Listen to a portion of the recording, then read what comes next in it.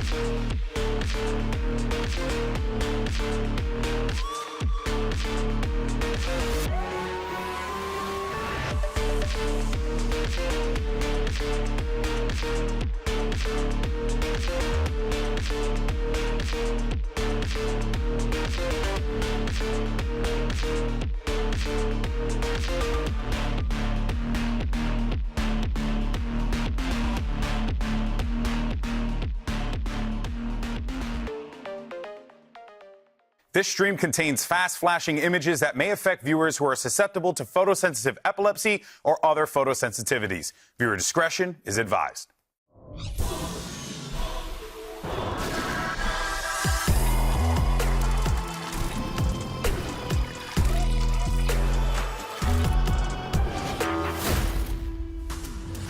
Today, our 2023 champions finally make their way back to the stage, and they'll be taking on the new kids on the block. That's right. Hello and welcome, everyone, to Day 6 of the VCT Americas Kickoff, coming to you live from the Riot Games Arena here in Los Angeles, California. I'm Uber. I'm on the net today alongside Bala, Bren, and Baby Bay. Bren takes notes now, which is crazy. Yeah, I didn't used to do that. You take notes, crazy.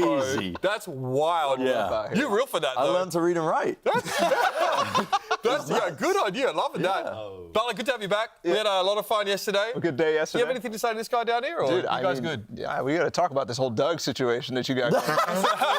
You're stealing my baby girl. I don't know what's going on. Man, I mean, like, the street. I'm just kidding, Doug. I love you. I love you. I love you, Doug. I love you. Thank you so much.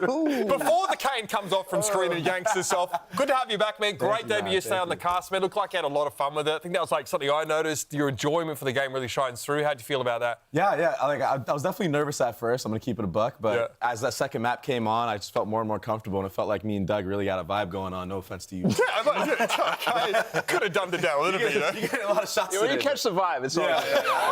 I understand. Okay. Let's talk about what happened on this stage yesterday. Nothing to do with him and his new casting partner. First, it was an NA showdown with NRG taking on Cloud9. Now, I do think that most of us felt pretty good about NRG coming into this. Like, we barely sort of scratched the surface. And Cloud9 had their moments, but generally, struggled to match up. Yeah, I'll be honest. I think both of these games had some super high expectations, and they didn't live up to that hype, right? I think these two teams right here, NRG and Cloud9, were, they're North American blockbusters here. And I think NRG definitely is still showing that they have that level, but Cloud9 definitely didn't put up the same fight that I hoped they would. No. I mean, it depends what your expectations were, but honestly, I felt like I came in on the other side of that thinking NRG were like even better because it was. I just wanted to see them test a little bit more. Yeah. And granted, they're not playing against like some of the stronger teams in Americas. Yeah. Right, because I would say that's like in Group B largely, and we might see that in playoffs onwards. But yeah, I mean, it wasn't. I didn't walk away upset with what I saw. No, but I'm saying in terms of the quality of both games yesterday, it was like I was expecting like big bangers, but it was just kind of flat for me. I don't know. I'm honestly surprised C9 even like stuck in there because for a second it just felt like NRG was going to take that last map and just run away with it. The fact that it even got to OT showed that NRG still has a lot of things they need to improve on as a team. So following that, after we sort of had our expectations reset for NRG, now we're thinking, OK, these guys might go a bit further. It was Leviathan taking on Loud. And we were split on this. I mean, on the desk, our Preds, we weren't quite sure. Bayern started off really in favour of Leviathan, right? This explosive A-side hit was really pretty incredible. Some wild moments here from King, of course, and it still wasn't enough to keep Leviathan in it. Yeah. Loud really showed us yet another level, some more depth to this team. This is a silly game. It was crazy. He was moulding on Split. Yeah, I It was could crazy. tell. I could tell when it was coming to the death segments, you were literally losing hair. I mean, that was just a silly game, man. There was two teams that was, I don't know. You were seeing some of the best at moments of the individuals really shining through, and it felt like a weird one just as well. Because, I don't know. It was all over the place. A lot of throwing going on from both ends. Sometimes. But something I want to touch on that's so unique is this Loud team and these comps that they're running. They're so off meta on some of these maps, like this Ascent. Even the Bind, they're running Phoenix on Bind. Dude, I mean, they're basically reinventing like a new meta, and like we don't see this very often with these teams in this league. And they sort of said that, like, we interviewed Stardark after, and we're like, how have people not figured this out yet? And he's like, well, just because we play the same comp doesn't mean we play the same way. Same way, yeah. Because, again, like, they're so focused on being flexible and adaptable and managed to get them through there. So, here is our bracket right now, and today we've got just a singular match for you. It is our upper bracket matchup in Group C. We will finally get our first look at the new Evil Geniuses when they take on G2. It's the World Champs versus the Ascension Champions. It was like 471 days between Reykjavik and Ascension for that guard team. Now, obviously, as G2, I've never seen that level of grind, I don't think, in esports at all. I mean, that's like 2 years in the trenches almost. You had to for them. I mean, they were in the business in challengers. Unfortunately, like, they didn't make it all the way up into the partnership system last year, and they immediately were determined. I mean, they won the last off-season tournament of the year last year, and then they grinded all the way through challengers into Ascension, and they deserve to be up on this stage. I mean, we had Valen here a couple times last year in the studio with us, and we all knew he was coming back. We all knew that he was going to play on that stage. I mean, we just scratched the surface. We haven't talked about EG, what they're supposed to look like, what our expectations are. We will get to that. But it's a new year of VCT, which means new rosters, new metas, more importantly, new looks. It's time for Baby Bay Watch. I didn't write that. How about this? Look at those forearms. Look at that watch. Oh my God. Are those biceps real, bro? I think this guy's been bouldering. That's what I'm saying. So, the Drip King's here. We may as well rate some of the looks that we've seen here at Kickoff. Let's start with our first one. Here's Loud's Sadak. Ooh. Give it to me straight, baby. But I want top to bottom, my guy. What's in the suitcase? But at the top, I love the varsity jacket. Jersey underneath actually matches perfectly. A nice little print in there too. Shoes looking clean, matches with the white of the jacket. And I just really want to know what's in the box, man. Like, what's he got in there? That's top secret, bro. Phoenix strats. That's the Phoenix strats? It's just one playbook. It's a sticky note. QCK, get ult and go kill. That's what it is, huh? All right, nice, though. I like that. We're loving that look. Yeah, looks like he's got a lot to hide, for sure. Okay, well, next up, familiar face on the broadcast here. Yeah, what do you make of this one? It's your boy Sideshow. Looking like a creeper. Little Minecraft creeper moment. You know what, though? Tips on the stash? You know what? Yeah, I was about to say, the stash, I think it can work. He can work in a little bit, you know what I mean? He needs that stash money. Do you have a problem with the way that I dress? Wait. So that's who's gonna wear the bucket hat. I wanted to wear that, man. Yeah, I've got the banana pants on. Could you? I mean, you know what, bro? Like, we need you to walk out with some of the teams, bro, and give them a lesson of You notice drip. how he changes his tune as soon as I come in? He's like, you're actually the style guru. To be fair, your stash in that picture does not look nearly as good as you're doing it now. Right, and that's the big difference. That is the main difference. That's the big difference. On point right now, doesn't matter what he's wearing. Are you serious? Why are the tips bleached? What are you talking about? I love that. Not only are they bleached, but they're moving, trending upwards. They're slicked up. Again. I thought that was just bleached from like excess twisting because he's always at it. You know what I mean? I did not expect that. Bro. The diabolical. Yeah, you twist him and he starts going. Yeah. And everyone runs away. It's like a different person when he twists them, you know? He came in here really aggressive. I got scared. His alter ego. It's like Dr. Robotnik out here. What is he dressed like that I don't know where they found that much clashing clothes. I know where they went to. They went to my old wardrobe from previous esports shows. If there's anyone that can rock it, it's him, though. I got to keep it real. I mean, it's about confidence, it's how you wear it. All right, next up, we've got G2's Valen. Give me your thoughts on this one here. We are loving the polo hoodies. I love it. I love the Ralph Lauren, man. It looks sick. It looks like he's a soccer player or like a football player. You know what I mean? Like that's the vibe I'm getting from this, like a Manchester, type vibe. And you know what? The shades. Why is everyone wearing so many shades now? Huh? Everyone thinks they're so cool. Los Angeles, man. Why do people protect their eyes these days? That's whack, bro. This is whack. But I like the backpack too. You get a little college vibe going on. It's bad, bro. It's not bad. Valorant's got swag. You got that leather Valorant's got straps. swag, You know, subtle hint at affluence. I like that. Yeah, better than 6 Rolexes on the same arm. You know? Tells the same story. What is this, though? A uniform? I'm confused. Yeah. Yeah, well, look at the middle. It must be one of them collaborations I keep hearing about. It's definitely a collab. You Yeah. What does you the think full it's- fit look like, though? Do we have a full body fit? know? I mean, Oh, yeah, that's a good question. Watch this wait. Shorts on Did the you? It ruins the whole thing. True. what's this about, eh? What do you got to That looks proper nice. Ah, is that a purse? Yeah. It's a merce, thank you. Interesting. Yeah, Interesting. right. All right, there you have it. A bit of Baby Bay watch for you. Maybe we'll bring this one back later because I'm quite sure Josh has got more where that came from. We're going to a quick pause. And when we get back, we'll dive into today's matchup. It is Evil Geniuses and it's G2. So we'll see you then. And they are being met with G2. Your players towards the back. Leaf and Valin respond in kind. Oh, he's just adding bodies to the count. Jorgamo unleashing fury. He's ridiculous today.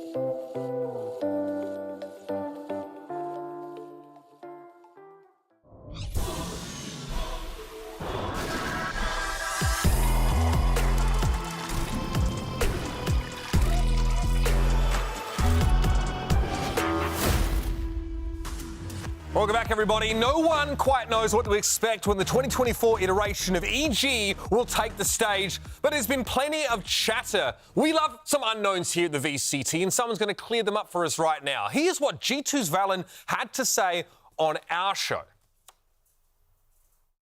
We don't scrim them, of course, because we play them, but I'll look on like the friends list and I'll see them dominating some scrims. So I know they have what it takes to compete. Like, no doubt about that. All the players are good, and Nature's on that team, right? On EG. Yeah. Yeah. I had an interview like before kickoff, and I was saying that I think Nature is like an underrated player. I think he's pretty strong. He plays a lot of different agents well, and so nothing is free, nothing is given. We just have to go out and earn it like we did today again. It's nice to know that pros get their info about who's scrimming and who's on what team, like us mere mortals, right? Check the friends list, see who's in the lobby, see what the score is, you know. I like that he takes a moment to sort of mention Nature, who was someone that featured really heavily in challenges in Tier 2 for quite some time. He says like he's really flexible and someone worth looking out for. Yeah. I think that all the chatter about EG right now is really interesting because everybody's talking about the scrim bucks. And I think people are hyping up individual players, especially people who they're friends with or whatever, because they're excited for this team because they are tearing it up. And I think people are not ready in general about what EG is actually going to put out on the stage. It's a weird team to assess the expectations for them, which, we'll talk more about the expectations of this 2024 roster, but everyone is gassing them up. And they've got some lovable personalities on there. And, you've still got Potter leading this core of unknown players. Very similar storyline to what they had to coming into 2023. Everybody was against them, downing them back then, and they went on to win the championship. So you never really know. It's definitely humbled me, I think, coming into this with my expectations and the kind of takes that I'm willing to throw out with a team like EG. I'm getting the vibe that they just have a lot of friends amongst these other VCT players and they're happy to gas them up. Com also had some praise for his former team when he came through here. I'm going with my boys at EG. I think they're going to pull it out. Had the pleasure to scrim with all those guys for a little bit, and I think they're going to surprise a lot of people. And I think that's a big relief, right? Because it is a bit jarring seeing a world champion team, all the turmoil they went through in the off-season, then let's be real. They had to throw together a roster at the last minute, to the detriment of the players that were sort of stuck on there, and then the new blood that came in with all these huge expectations on them. So I kind of want to hear a little bit from them for a moment. So we're going to head out to Wyatt. That's all right, Wyatt's out in the field, and hear from Evil Geniuses Jorgamo.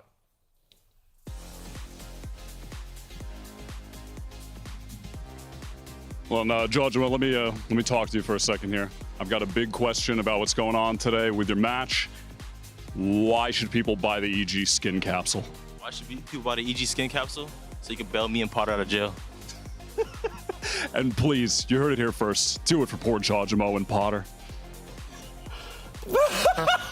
He had one chance. He had one job. Just sell. That is so based. Facts. That is so incredibly based to Jorgo. I'm not gonna lie. That is so funny. Yeah, I love that he's leaning into it, man. Yeah, you got to. I bet Chris Payne. Chris Appolito is loving seeing this happen. I mean, he sat in his executive chair like, yeah, I love that one. Thanks, Jorgamo. Fair enough, though. Help them out, all right? I mean, again, this is a team that people really love. People really want to get behind. I think, Potter as a coach, a huge amount of people were really sort of drawn to that story. The fact that she's built this team up the way that she has. Because at the start of last year, no one thought that Evil Geniuses were going to qualify for champs, let alone win it all. But now we have to reset again. There's an entirely new roster with only Jorgamo remaining. One of that championship team is remaining. And this guy was incredible at champs, unstoppable. Yeah. But it's just one guy. You could make an argument for him having one of the best performances there. Obviously, Demon 1 is the highlight of that run, but Jogamo was there the entire time. And I think part of the reason why they even had that start at Tokyo in the first place.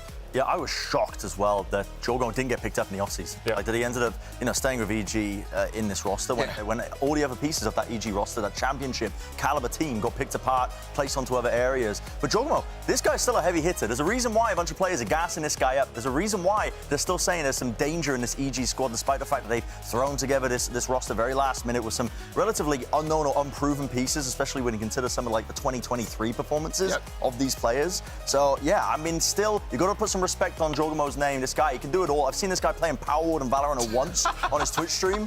Very funny. I don't know how he was capable of that. It was literally like the faker moment where he's alt-tabbing, playing Tetris and all that other whatever it was.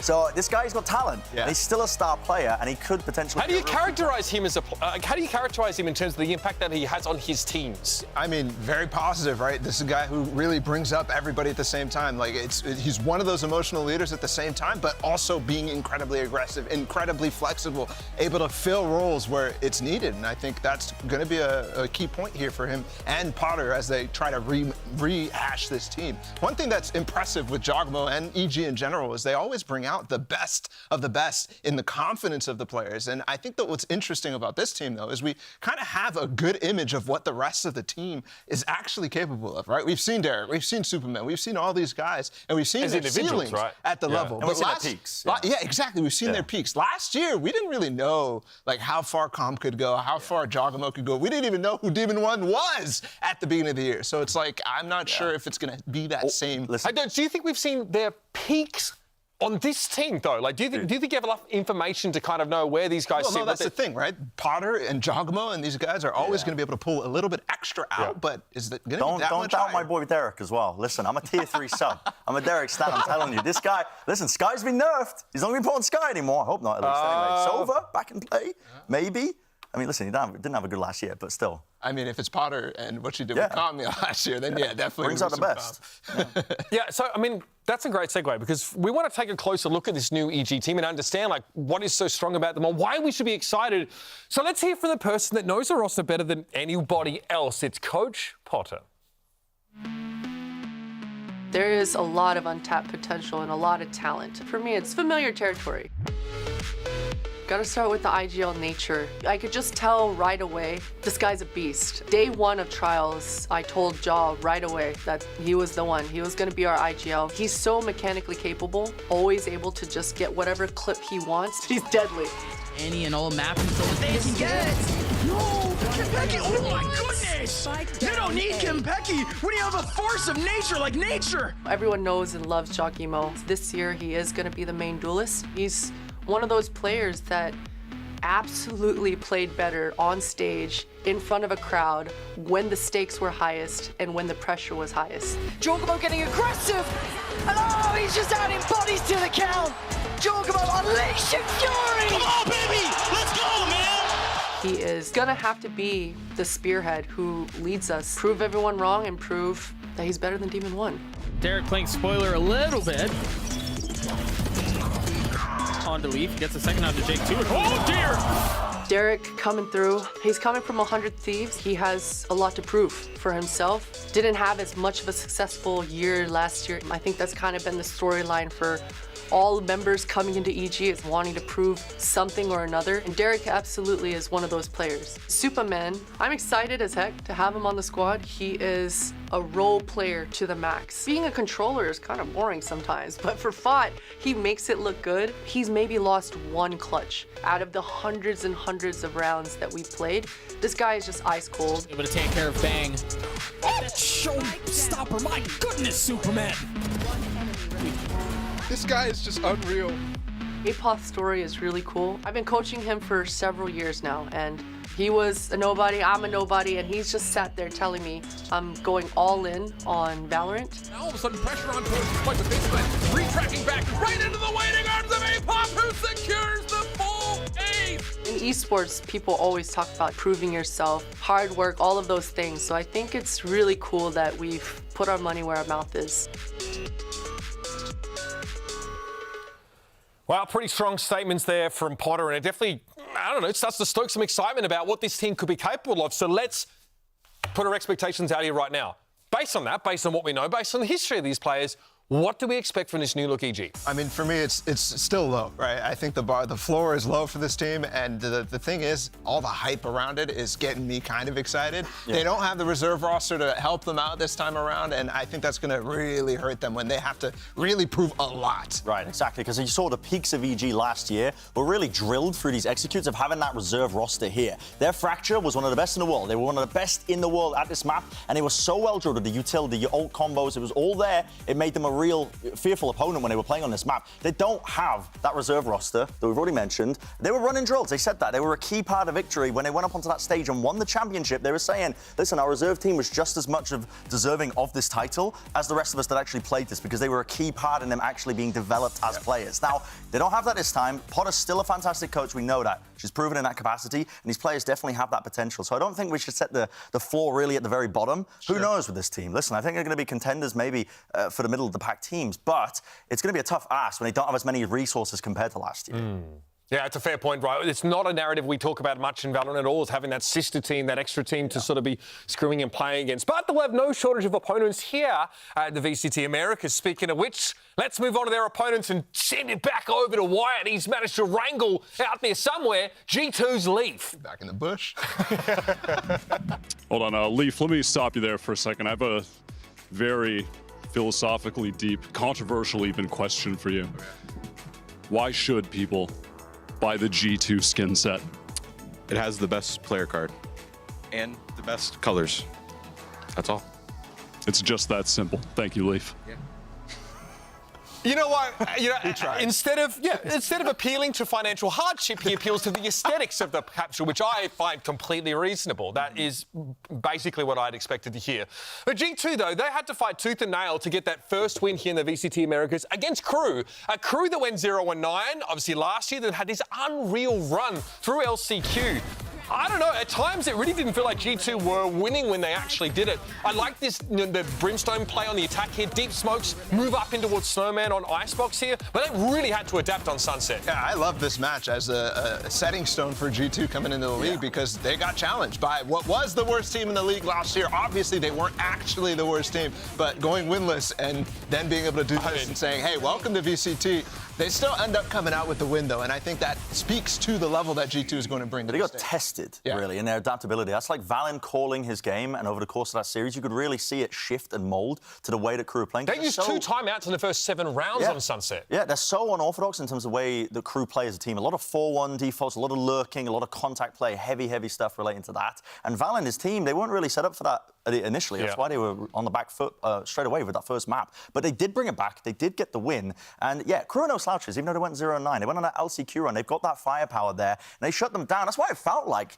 that they weren't winning at any point in turn, because Kesnet dropped like 31 kills on one map, and the rest of them are just like all even spread. Like they're not winning in terms of the individuals, like one player popping off. It took team play, fundamentals, and good calling to get them over the finish line. Right, and this could be a match considered a great example of great calling and adaptations. And so we had a chat with Valen after this game, specifically about his calling and how it had to evolve. So let's listen in. Because the game is so ever-changing, maps coming in and out, new metas and everything, just because we have a long core doesn't mean that our like fundamentals or everything stays the exact same throughout the long period of time. You always have to re-innovate as a team and try to be different, or else you're gonna fall behind, right? So, but the one thing that kept us like growing is just our mindset together, and honestly, our time spent building relationships with each other. Anytime I ask someone about VALORANT, IGLing is the first thing that comes up. For some reason, this guy stands head and shoulders above the rest. Quickly, why? Yeah, I think it's because he's so adaptable. I think it's because he gets the trust in his players to be able to make calls super on the fly, and he's able to make those decisions for himself and really be super decisive, right? Always finding the gaps when you need to, and being able to make the right reads as well is something that I think he's still learning. I think you saw that in the crew game, and depending on the strength of their opponents, that's the level that you kind of have to still work on with VALORANT, but he's fantastic everywhere else. Yeah, and especially when you have to contend, like we said, with these individual moments of, Kesnet. And yes, don't get me wrong, Jonah P had some real highlights as well, but it's not on the same level as an individual like Kesnet's Kesnet. timings are disgusting, by the way. The guy's like ripping off heads, getting 2Ks, 3Ks almost every other round. And when you're up against that, you can sometimes just get knocked in terms of your confidence. Your team can feel like you're not winning any fights. And it has to be the calling, it has to be playing together to pick yourself up. It has to be the IGL who's going to be steering, navigating the ship through some like tumultuous tides, right? And VALORANT is that guy. I spoke to him. He's incredibly eloquent. He's very, very intelligent for his age as well. He's got a great mature head on his shoulders, and it definitely shows, I think, in terms of the way he calls. And leadership with that core for so long, that's got to mean something for sure. G2, though, will their style work better against EG today than it did against Crew as they kind of struggled and had to adapt? Personally, I think the only way to settle this is a good old-fashioned debate. That's right, it's time for Decision 2020. That's probably an American reference, Decision 2020. I don't know. Absolutely it is. Yeah? Okay, good. Bala and Ben, God help me, Ben and Bren are going to debate. They're going to argue. They're going to have a bit of a chin wag, a bit of a gas bag. And we want chat to weigh in on who they thought was a more compelling debater. Serious. So spam EG or G2 in the chat, because the question is, will G2's style work better today and allow them to get the win? We're going to start with you. What's your position? No, I don't think that EG's style or G2's style will work against EG here, because I think EG is something of an unknown quantity. And when you think about the quantity that they have coming into this, it is Potter. It is somebody who's very adaptable. It is somebody who can really bring out and read and adapt to what you're doing on the other side. Valid points. So when you look at G2 and the way they played against Crew, yes, they were kind of giving up a lot of space. They were trying to react to Kesnet. And I think all that space that they have to do and have to give up is something that EG is going to pounce on and immediately take 5 everything seconds from it. I don't think that's the case. I mean, EG as a team, they went hyper into heavy XX early in last season when they were building up their roster in 2023. Wasn't it? That was your buzzer? Oh, I thought everybody was disagreeing with me. I got really insecure for a sec. The EG, 20 seconds. 20 seconds. You're putting pressure on me, man. I'm getting stressed. Who are you even rooting for here? I'm confused. G2. G2 should be matching up a lot better against EG. I don't think, listen, the fact is they don't have Kesnet. EG don't have Kesnet. You're running the buzzer again. I still got time. Don't run the buzzer on me. You need to push your glasses up. You're screwing me here, production. I still got time to run the buzzer, man. I don't think I'm winning. That is actually the buzzer, yeah. I don't think I'm Well, I think winning. you spent about 25 out of 30 seconds complaining about I got the buzzer. flustered. Too slow. Sleepy bread. Sleepy bread. All right, so we might need to break this tie in some way. Let's take a minute to check in with one of our swing voters down in the audience. I don't know what that means, but I mean, it'll make sense when you see this guy. Let's head down to the audience. Here we have Chuck Michelson from Wichita, Kansas. Chuck, yeah, how you going? Look, we might need you to break the tie here. What's your thoughts on whether this G2 style will work better against EG or not? Oh, well, hello there. I would consider myself a swing voter. I haven't picked a team in the last few years, but I would consider it my civic duty to decide today between EG and G2. I feel like I'm just caught between two great candidates. They both had such compelling arguments, especially the one with the mustache on the left. Thank you, yes, and I agree. Tell me, what to you is the most important issue in this vote? Like, how would you be swayed? Oh, well, I have one issue that's very important to me. I would consider their views on the industrialized roster jail complex in this country. Make it quick. Support, full support. Love it. I hate jail. I hate roster locks. I think it should be a free, open system. Any player can go anywhere at any point in time. Any player can go anywhere at any time. Yeah, wouldn't take that, Brent. I wouldn't take that. I don't think I'm welcome here. Our coaches are ready for Matt Picks a Bed, so let's find out where we're headed today. Let me get this one uploaded real quick, boys. Let's find out. Check. Earnings check. How much Hi you guys, got? welcome. As you know, sides were decided via coin flip. So G2 is Team A and EG is Team B. G2, you will have first map ban. We'll ban Lotus. G2 ban Lotus. What would you like to ban? We'll ban Bind. EG ban Bind. And you have first map pick. We'll pick Sunset. G2 picks Sunset. And would you like attack or defense? We'll pick Defense. EG pick defense, and you have one map pick.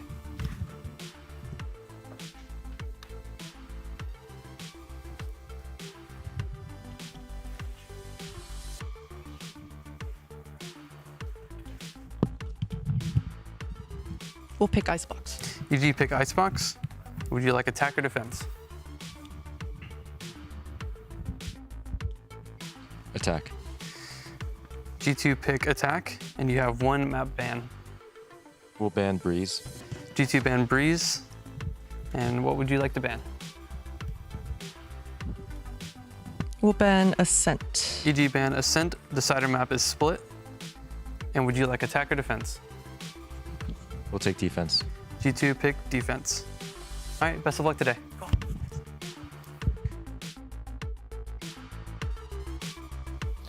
All right, let's wrap up this pre-show and get right to it. It's going to be Evil Geniuses versus G2. Day 6 of VCT Americas starts right now. Yes.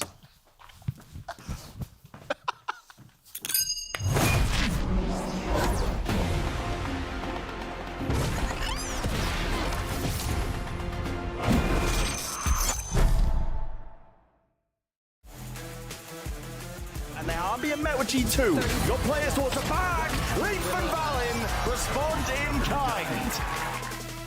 And oh, he's just adding bodies to the count. Jorgamo unleashing fury. He's ridiculous today.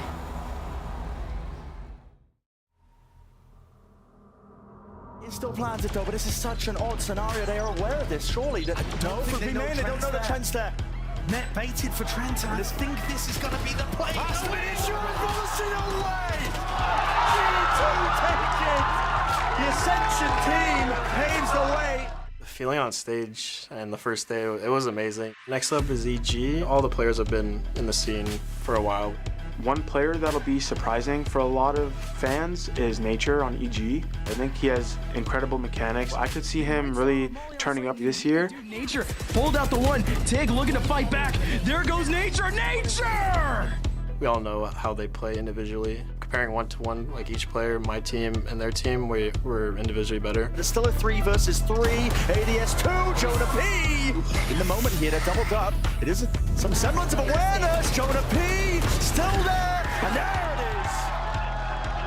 You know, just winning rounds and getting kills, getting an ace, and having the crowd cheering feels amazing, and look forward to, just reliving this experience for the rest of the year.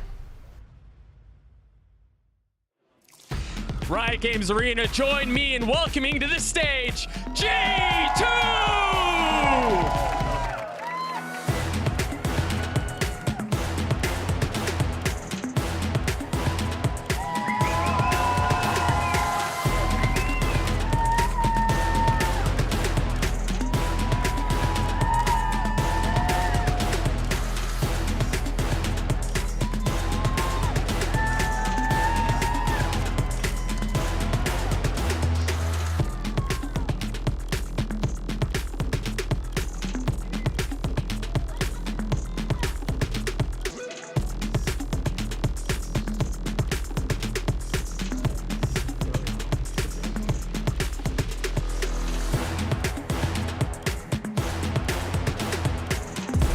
On the other side of the stage, 2023 World Champions, Evil Geniuses!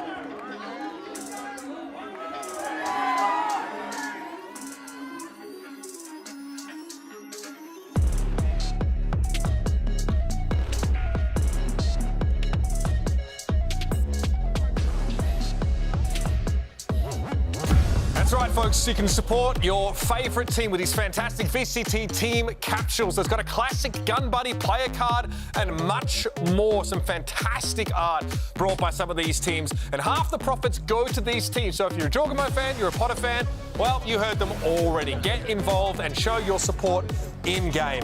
Gentlemen, we have here two sides of one of the most compelling coins in Valorant right now. One of the longest-lived cores in Americas going up against a team brought together at the last moment, given one directive: step into the fire and be forged into something greater.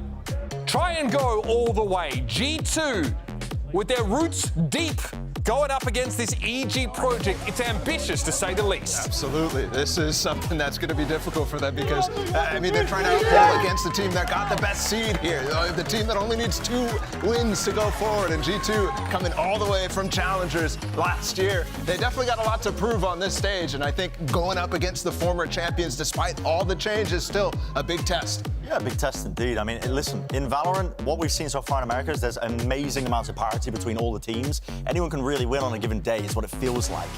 And sometimes that individuality shines through for some of the teams, and it will grant them that win. Now, for EG, I think one of the benefits they've got coming into this is that a lot of these players now, they're on a roster where generally I think the expectations should be set quite low, and they are for them. They're not coming into this with people that expect them to be world beaters. A lot of people were questioning why they were even the heavy seed to begin with if the roster wasn't even intact, and it's just Jorgamo and Potter basically remaining, right? But I think these players can come into this as a fresh start. They've been given a second lease on life. Even Derek was saying at points, he's tweeting saying he realizes more than anyone he probably didn't deserve to have a second chance in Tier 1, but they've got that chance now, and it's about grasping it at the right time, right moment, and it's right here and now. Like you said, Bala, 2 wins gets EG, or any of these teams right now at this point, to Madrid. Yeah, and I think it's important too, because last year was not at all like that, right? You start a whole split, basically, and that's the amount that they had to work through, and that's how long it took for them to really get to anywhere fruitful. Now it's just this right here. You got to start strong right off the bat. Straight away, a Cypher locked in for net there. Probably no surprises. Superman bringing the Omen out. Nothing out of the ordinary so far, gents. You heard Potter talk about controller is sometimes a boring role, but that's what Superman fills, and he's been great in the past on that role. It's just about finding his footing, finding his comfort zone, and I think they've actually put together a team that should do that for him, right? He's playing with former teammates in Derek. He's playing on a team, I think, that should be very welcoming for him. I'm really curious as to what they've got cooked up. They're going to be playing something standard, I think, for this map, which is Sunset, right? Yeah. Coming into first, so... Yeah, if there's going to be anything unusual. One of the big indicators, I think, as well, that the team hasn't had a lot of time is the initiator picks, but Nature's going over to the Breach. Yeah. Might be some... when I see teams still opting into Sky comps, I think it shows that it's a map they haven't put a lot of time into, because of the Sky changes coming in so recently, they haven't had time to adjust a lot of their comps. Yeah. So that's what I really pay attention to a lot of time, and you see those comps getting outvalued, but I'm seeing a fade online. I don't know who's picking out on the other side. I think so it's Derek playing the fade. So listen, I'm liking what I'm seeing so far early on from just the EG comp-wise. Of course, we haven't seen this team play yet. We don't know what to expect in terms of when they're in the server, but they do have another advantage, which is actually seeing one of the VODs for G2. They've seen them play on this map versus Crew. They should know what the weaknesses are in G2's play. And when they played against Crew, G2 really struggled with contact mid plays. Crew were constantly abusing that straight up mid, up the gut in Sunset, and constantly getting away with murder on that map. Despite the fact that G2 did come back and win it in the end. Yeah, I mean, G2 were giving up mid voluntarily to some degree, right? They spread across the sites and Crew just cut noise entirely. They had no idea where they were going to be coming from. Yeah, that led to Kessner getting some fantastic lurks at some points as well. This is a very interesting one. You're right. They saw the VOD, or they saw the Sova here. They know how to adjust the Cypher trips, for example. And I think when you think about the meta, it's really interesting because there's a new team. They aren't set in their ways anymore. Right, Games Arena, you ready to jump into this one or what? Without further ado, it's time to head over to our casters, a grizzled veteran and a fresh-faced rookie. You guess which one is which. It's Doug and Baby Bay.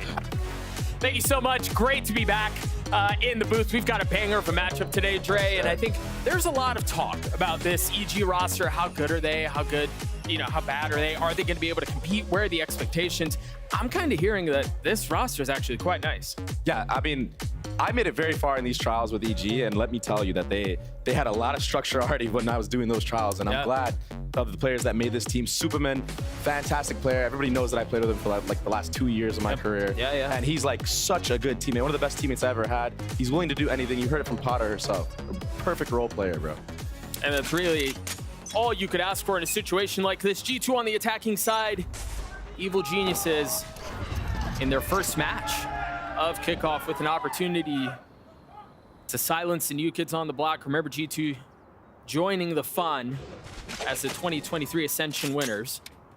Running this early comp on Sunset. You've got that Viper wall splitting the site in half. The deep dart already cleared out. Not much else going on for EG so far.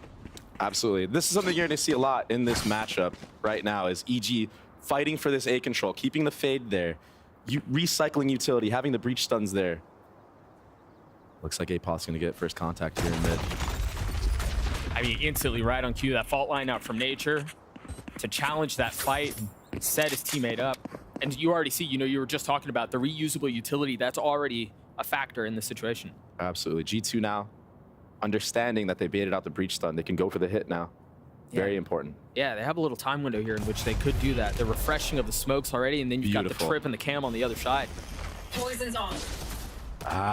But Net baiting out the rotations from EG, and that causes the mid push here. 30 seconds left. B's completely opened up. They should know that that's the case here too. You see the drone clearing out the trip. They start to wake their way out onto the site. The spike planted, and you already see some hesitation and some concern on the flank that could be coming. You've got APOT who's sitting just on the other side of spawn. 2 members from G2 concerned and ready. You've got a trip to deal with as well. The Haunt's gonna come up over the top. And now you have a Genius just sort of creeping their way out onto the site. Trent catches the timing perfectly. Wow! As Leaf gets another one. I don't know how you get away with kills like that when you're stunned, but either way, numbers advantage in favor of G2. A 4v3 as the spike ticks away. Valen gets 2 massive kills. Superman falls. G2 get the pistol. Clean post plant from G2 and good awareness of that lurk. I don't know if that's prep or just previous scrims, but being aware that APOT likes to go for that late flank. Perfect from Trent there, getting him off guard. Well, I mean, they were so ready for it too. It wasn't just Trent. It wasn't just Trent who was sitting there watching. You saw Valen was looking back for a little bit, expecting that flank, and they read it perfectly. So an excellent start for G2. They burned the clock a little bit. They baited out a lot of utility and then decided where they wanted to strike. But look at this, Doug. This is looking like a trap play on the B main. Omen flash, breach stun off of contact. We saw this yesterday. Oh, there it is. The cam should spot. And you said it just right. They've got the nade that's going to push out as well. Jogamo does get a little bit of damage done, finds some value. Nature still playing here. Leaf sitting on 13 HP and Valen sitting on 48 HP. I mean, the setup was brutal to deal with. Ultimately, they were able to navigate their way through. The gun advantage helping out here for sure. Drone out as Superman has to take a slight step back. Derek rotating over. Not trying to cut any corners is G2. They don't want to lose any more guns into this round, Duck. They have all the info now. Fade and spawn. Bomb's going down right now. Oh! Wasn't even a double face. I thought there'd be a little help over the top, and Derek did some damage. Wow. Jonah P avoids disaster. And that's a W round right here from EG. They drop 4 guns out? Yeah. Beautiful. Vandal save from Jonah P though. Full buy. Coming in from both teams. And this is something you don't really see often, Doug. No bonus round here from G2, opting to just go straight away. One down. Spike down B. Last player replay standing. one more time. There's Jonah P. Nice. Managed to save what could have been a rough start to things, all things considered. Back into the action. You see no ults really online anytime soon. You mentioned the full buy on both sides. Light armor for everyone on the side of G2 here. And this is a big, I mean, yeah, they had to invest because they lost so many, but they've got Bulldogs, they've got Vandals. Really the whole way. Very dangerous round. Is EG aware? That is the question. Are they aware of the full buy? Or are they thinking there's just one Vandal on the board for G2? Early Haunt out from Derek. Good spam. Yeah, the first piece of resistance. Here comes the info. Dog catching on one. The fade away onto Trend as he has utility caught out and leaves there to punish. They've established control on elbow. EG now scrambling to try to get back towards A. They just cut noise, Doug. Getting a raise rocket. This could be huge into this round. Re-aggro coming here from EG onto this elbow area. I mean, a bonus here would be a dream start for G2. Oh, but this is huge here, Doug. Showstopper invested. Clearing every little angle he can. No resistance will be found. And this the spike is still not out. 30 It's seconds still left. just now making its way over to the site. You wonder if G2 are going to want to take this fight into spawn. They're crept real far up. The dart on the other side of the smoke as it dissipates. The swing comes out from Jogamo. Valance there to greet him. Leaf joining in on it as he gets 3 on the round. That should be it unless Apoth can pull off a miracle. Ned and Leaf both weak. So it's not out of the realms of possible, but Net saves it. G2 with a massive 3-round lead early on. Very, very doable, but nevertheless, G2 looking great. They understood from that re-clear utility onto elbow, that breach flash, that they were going to leave the site. And Leaf looking really good at the start of this game so far. And, you know, there was a lot of conversation last time we saw this team play about, you know, does Leaf feel comfortable? Yeah. Is he going to be slotting into this roster well? Because it wasn't the Leaf that we expected, or at least have grown to know. This feels much more like the Leaf we saw last year. And you know what is so dangerous about this G2 roster is I feel like they didn't have Trent online. They didn't have Leaf online for their last matchup against Crew. And they still won, beating a Kesnet who was going absolutely Super Saiyan mode on them. So if these guys play even half of how they normally play, this is going to be a very hard game and an uphill battle for EG. That hill's already 3 rounds high with the potential for more. You see the buy for the defensive side. It's just pistols. They don't have nearly as much firepower on the other side of this. I want to point out how cautious G2 is on these eco rounds. They're really trying not to get ecoed. It's so important because getting ecoed in a game like this just ruins all momentum, ruins your economy. It is not a good feeling for you in game. And it looks like they're ready for every single piece of aggression that EG has been throwing their way so far. And it feels like such a testament to Valen and his calling style. You know, there were interviews last week about how it feels like he's just micromanaging every single chess piece on the board. And you see how that discipline, I think that's what that results in. But Superman able to get one onto Valen. I'm not really sure. And they've got it over there. He's gotten a second with the classic. Not able to convert on the third. A little bit of damage has been done, though. Financially, G2 should be in good straits, assuming they can win the round, and that's far from a guarantee. A clean snap out from Trent to get things to a 1v2. Nature trying to isolate the gunfights. 42 HP left. They're both going to hit him at just the right time. Trent gets the third. G2 continue to roll. Superman finding such an insane timing on that flank, making it costly for G2. But G2 so good with these trades right now. Yeah. Again, the discipline, that they play so well together. And, you know, again, I want to go back to the conversation we were having with Valen last week about how they have to grind through some of this stuff. And ultimately, in his opinion, it makes the team better. They're better bonded. They're more cohesive in their attempts. And you saw some of that there. Definitely did. Look, another slow place round from G2.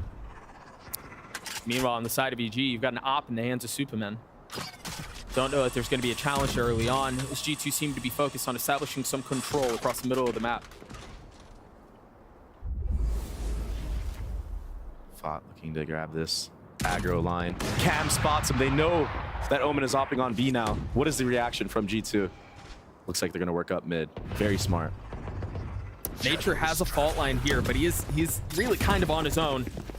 You've got Superman who's joining the fray very quickly. That's an op up close. And that's not the right weapon in that situation. You see Leaf trying to satchel back and create some space. He cannot. Ultimately falling, but G2 still with the numbers advantage. The site is entirely open. So clean from G2. Leaf going up on the box, making Superman have to look at multiple different angles with that op. Almost securing the trade, and the Sovault coming in as well on contact. Just to seal the deal. Fade all invested here. I don't know if I agree with this, Doug. Yeah, it's not going to tag anyone either. But they follow the carpet that has been laid. Derek looking for any target he can find. The dart has been cleared out. No ults on the side of G2 to have to worry about here. That they're going to have to get through the defenses that are posted up back in main. And so far, they've done just that, unless Jonah P can be the hero once more. Derek's gotten it to half, and that's all it's going to be. Jonah P with 3, G2 gets a 5. Wow. And Jonah P not missing a beat. Bringing on his momentum from his last series. He was the MVP of that game. And he's looking great right now. Honestly, G2 as a whole, looking really on point. Yeah, they look really clean. And look at that. There's that high angle you were talking about. And that Sovault coming up. One enemy remaining. Beautiful shots from Jonah P to close out the round. I'm coming. Wait. Ready? Honestly, nice, Jonah. For a 3v4 retake, it looked good for a little bit from EG. Good utility. Breach C to get the guy from map out.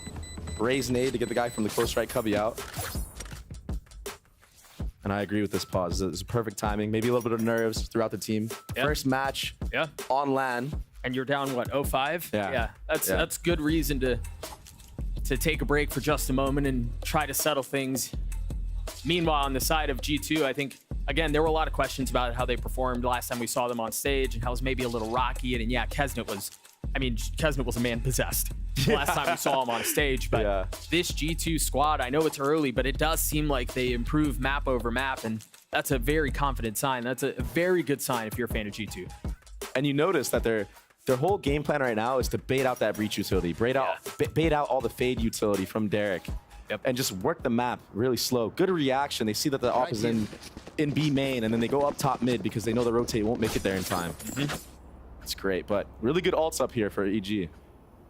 Yeah, just don't have much guns to work with. It's one issue. You've got 3 Stingers, light armor on 4.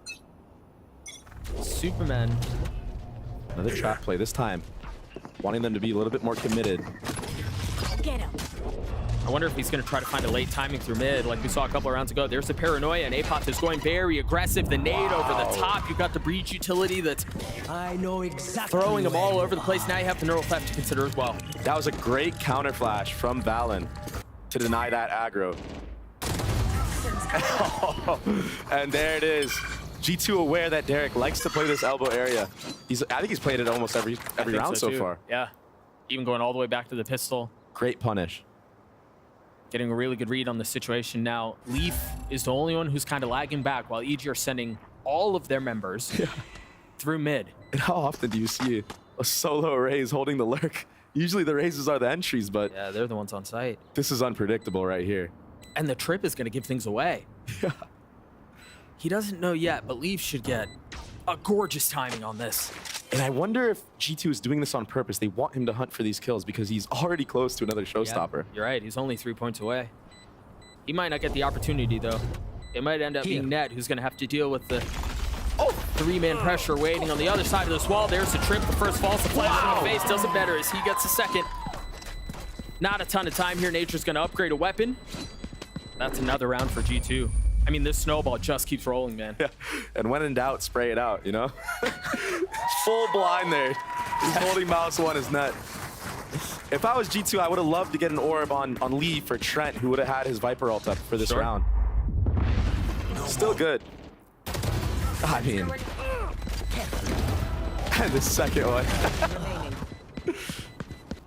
I don't know how he gets away with that. There it is.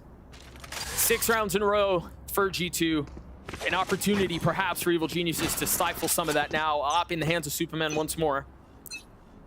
And as you mentioned in the previous round, Dre, some good ults to work with. Dude, this wall just counters any early eye here. Yeah, a little bit more aggression here, though, with the Raze being here. They are going to fight this. Giacomo getting first contact. And getting the first kill, but G2 instantly respond. Look at the trades. Nature has to take a step back. You got Superman who's joined, commits the ult. Remember, he's the one who has the op. As Nature's trying to dance around blind and deaf and not able to hear a thing, having to deal with the nade at his feet, and then having to deal with Leaf 2. Not gonna connect. The shot from Superman is clean though, and he gets away. With the rocket at his feet, somehow stays alive, but even through those heroics, EG find themselves outnumbered and outgunned yet again. And that's just so tough for Superman there. Knows he has to get another kill to even the players out. He gets punished for it. Jonah P never gonna miss those shots. Not when he's this dialed in. No. I mean, the start to the season that he's had has been ridiculous. They are gonna pick up the op though and get away. Apoth will carry it into the next round. G2 will get to 7. And it really just feels like they're doing whatever they want on this map. Yeah. And again, punishing that A aggression from EG. And to be fair, EG they have to take control of something when you have this breach comp. Yeah, for sure. You cannot just stay stagnant. So I like what they're trying to do. It's just the execution is just not there at the moment. Could be from nerves, could be from, honestly, G2 just being on point right now. Trying to prove something. And they've made quite the statement early on. You see some of that early aggression that you were just talking about, and there's an attempt. You saw Nature's fault line there. Tried it was a little late. Yeah, it was just a second late. So the ideas are there, as you were just mentioning, Dre. It's execution. It feels like that's what's lacking. See what they're able to do here. Suman has the op once more. Maybe this will be an early satchel here. He's going to get aggressive. Is he going to rock it? Nice little set play, but look at G2. Dude. They're all in spawn. I mean, they freaking read it. They're so aware. They had the suck, they had the rocket, they had everything there. 5 people, and they haven't left T-spawn. And what is that angle from Superman? Where is he? I did not even know you could see spawn from here. And Trent is still challenging. Okay. Even he was confused. Where'd that shot come from? I think we all were. Cheeky little set play. So the op finding some value. It was off of the early aggression. I'd love to see that set play one more time because it seemed like there were a lot of layers to it. It looked like there was so the fault cool. line. Yeah, the raised rocket, the suck, everything was there. And then allowing Superman to reposition. And, you know, you mentioned it at the beginning. It felt like G2 was prepared. Yeah. They were playing back in spawn. They knew something was afoot, and it still finds us in a 3v3. It's so crazy that EG had an extra layer on top of that. They knew that there was that they're pushing the enemy team all the way back into spawn, and then they have Superman posted up on that top box that can see deep into spawn when they back up. It was really sick to watch that, and they're cooking with that. 30 seconds left. Apoth is in a really good position here, but remember, he's just got a stinger. From that distance, well, never mind. The distance works. He's got... Oh, does he commit? He does. Just Net and Jonah P on their own. Jonah P with ult, but really not in a position to do anything with it. 3 HP as he's been battered, he's been beaten, but he's now the last one standing. EG finally find themselves on the board. Yeah. Momentum. Here we go. EG gonna be hype after winning that round. It took a lot. I really hope we get to see that set piece again. Yeah, I really want to see this angle from Superman on their top box because that really set up the end of the round there. Oh, 1,000%. Look at this angle, man. Oh, we didn't get to see it, but that was sick. Unlucky. There it is. Hype coming out from the EG squad. Jogamo smiling. That's dangerous for G2. There's still when you see that man smiling. Yeah, there's still a long road to recovery here, though. Yeah. Still down 6 rounds. You've got a ton of money on the side of G2. A couple of key ults online. They've got a lot of things at their disposal. And if I'm G2 right here, I'm just trying to get that bomb down, get the Viper ult down. Whatever it takes, I can invest my soul vault into this. Wow. A little aggressive out from Leaf, trying to punish on the tag. But across the map, Trent besting Derek again. And that opens up the entire map. All info gathered now. And they're leaving the lurk here. They might know, though. That nade. Wow. Yeah, he was done. Jonah P had nowhere to go. Spike planted. Meanwhile, again, on the other side of the map, the pit has been invested, the spike has been planted, Nature does have a rolling thunder. Valorant's in a good spot to potentially hit a late flank. You're gonna have to deal with Apoth's trip. But for now, you imagine EG, given how dry this half has been for them, are gonna invest everything they can to make it happen. The satchel straight into the pit. Jogamo looking to find the prize. Targeted, no! Trent stunned, gets him back. Nature on the trade, though. 3v1 now. Net's gonna have to do it on his own. He's gotten it down to 1v1. The cage, Net, cool, calm, collected, but Apoth is sticking it the whole way. He stops, gets to half. He had it the whole time. Oh, but stops. Oh no. Net's so happy he won the 1v1. He didn't even run out of the bomb range. I mean, he had the defuse. Had he stuck it, they win the round. I think that's just a little bit first match nerves coming from the rookie. Surely we get a replay of that one. Evo Geniuses calls the timeout, and that's going to give us a chance to take a look at this once more. Yeah, this was really nice. The drone tagged the member who was trying to get away out towards market, and Leaf went out to punish, who's just greeted with an op on the other side. This is nuts. Trent with the pit finding it. And Apoth, man, to have that back. He was so close. So close on that defuse. And again, I think this is really just nerves from the side of EG. I think they're They're overthinking. You know, Apoth had it down to right. Second guesses himself at the very last moment. You know when you're trying to like sneak a defuse though, those last 2 seconds, tough. It feels like an eternity. It's tough. He hears him running at him the entire time. It's tough, but he had no time. He had to stick it. Honestly, it was a great trade on to Trent in that Viper ult. Yeah, who got unstunned. Yep. He could have gotten 3 there easily. So you see it, EG is playing together. They are trying things, but just not coming out on top in these clutch moments. And Superman on this op, he's actually been hitting some nice shots. Yeah, he has. He's back on the judge now, though. Not going to be a factor here. Perhaps something aggressive. You got Superman playing up very close on the barrier. The smoke to cross. Forget about crossing. He's just going to go in. And this is so oppressive. Are they expecting it? 2 fouled. The third falls. Spam on the other side ends up being his demise. Beautiful from Supa. I have the spike. And man, I think I've seen this guy do this play about like 10 times in scrims and it has never failed. Yeah, you've been on the receiving end of it a few times too. I was on the receiving end of it, I can confirm, and it was not fun.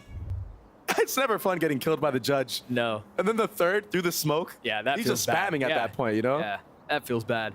Rubbing dirt on the wound. See if they can bring this back though. A 2v5 would be insane. I mean, they've got the guns for it. And they're deep behind enemy lines. Apoth's timing is going to find everything he can want. The fall and there to drop Jonah P. Net once again left against the world. The dink onto Apoth looking for more. A judge and a sheriff. And that's all it takes. EG punch back. Nice. Games are a funny thing. Nice. And if I'm EG right now, every round matters. It doesn't matter if you're getting blown out. You need to win as many as you can just to have something going into the next map. And they're not out of this by any means, don't get me wrong. Last player standing. But it does look like that G2 is just on another level. Mechanically, Nice. Let's go there. strategically at the moment. I like that. I like the energy that I'm hearing from EG. Yeah, feeling a little loose. Go. A lot of mid aggro, and Giacomo just sneaks into here, Doug. I mean, Apoth is close by as well, but they aren't really in a position where they can help each other. Meanwhile, Derek is finding success. You know, he had been picked on a couple of times back there. Superman's finding 2. You mentioned that any round is a good one for Evil Geniuses. This seems like another one. Superman is just a LAN animal.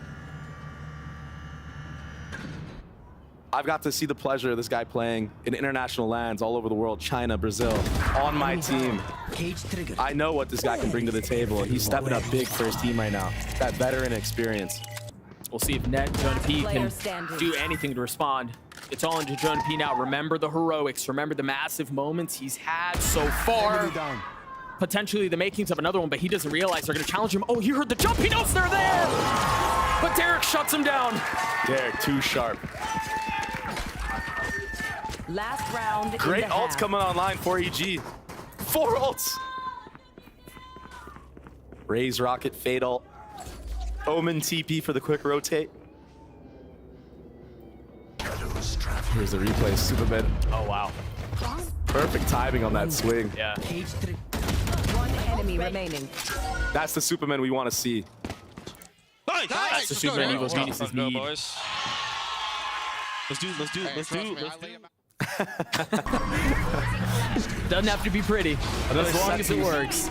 Yeah. Take a look at that. A Nightfall, aggressive early. 2 Prowlers used to try to push them off of that A main control. Nobody on B at all. No, but I think the thing is, EG did a really good job of concealing how many people were part of that early trap, because they're still thinking there's somebody on B. That's why they invested the showstopper. That's why they're a bit timid and rolling out onto the site to begin with. What kind of post plan do we see here? We have been seeing GT playing out quite a bit with Leaf playing in alone. Yeah. He gets spotted out here though. EG still have... Interesting smoke. EG still have Jogmo's ult. Right on Q has been used. Leaf's tucked. Leaf's tucked. Oh, but he's gotten into the smoke. How much more can he get away with? Doesn't sound like the rocket found any value, but Jogmo continues to push. Oh 2 fall. Valen on the swing out.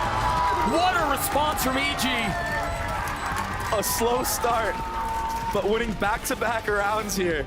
And Jogmo really heating up. That's the job we know from last year. Sides. That's the champion. The spray down. Dude, him getting into that smoke. You think about it, if he gets popped by Leaf at the very beginning, he doesn't get those 3 kills. It's an entirely different situation. It does not sound like we're going to get to look at that one more time. We're actually going to throw it down to Sideshow, who's hanging out at the Telestrator to break down a little something. Thank you very much, Doug. Yeah, this half was kind of defined by a bit of a comeback towards the end there from EG, but also a lot of mistakes at the beginning. So I want to break this one down. It's the round 3/4, and we're taking a look from EG's perspective as Derek tries to hold on to elbow control. And I feel like the beginning rounds, whether it was due to nerves or whether it was due to inexperience, had a lot of moments like this. Derek doesn't anticipate how quickly he's going to get pushed there, and you see Leaf just swing around the corner straight into his face as he's trying to get a seize online. Not anticipating the pace of G2. Let's move over onto round 5. Again, rifles online. This is insanely important this round. It has so much momentum in the series. If you've seen what happened just there, the trip got broken. And again, this is from EG's perspective. They can't see all of the minimap. And so it falls on some of these players to go back and take a look over towards mid. And the protocol is really, really slow. I'll wind it back just so that you can see that trip. Trip gets broken and immediately they're a bit slow, bit tentative. It's the Omen that goes to clear it. Whoa, there's way too many people in their face there. This is the eco round that they tried to run as well, this trap play, where they've got the Paranoia coming through, a stun coming through as well.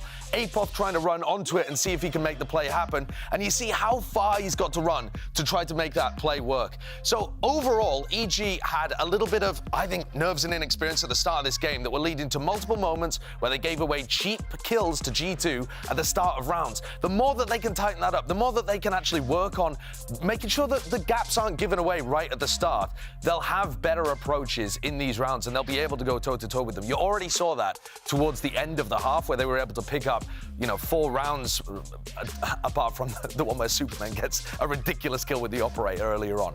So that's my focus coming into the next, is those early round fights. I'll send you back over to Doug and Baby Bay.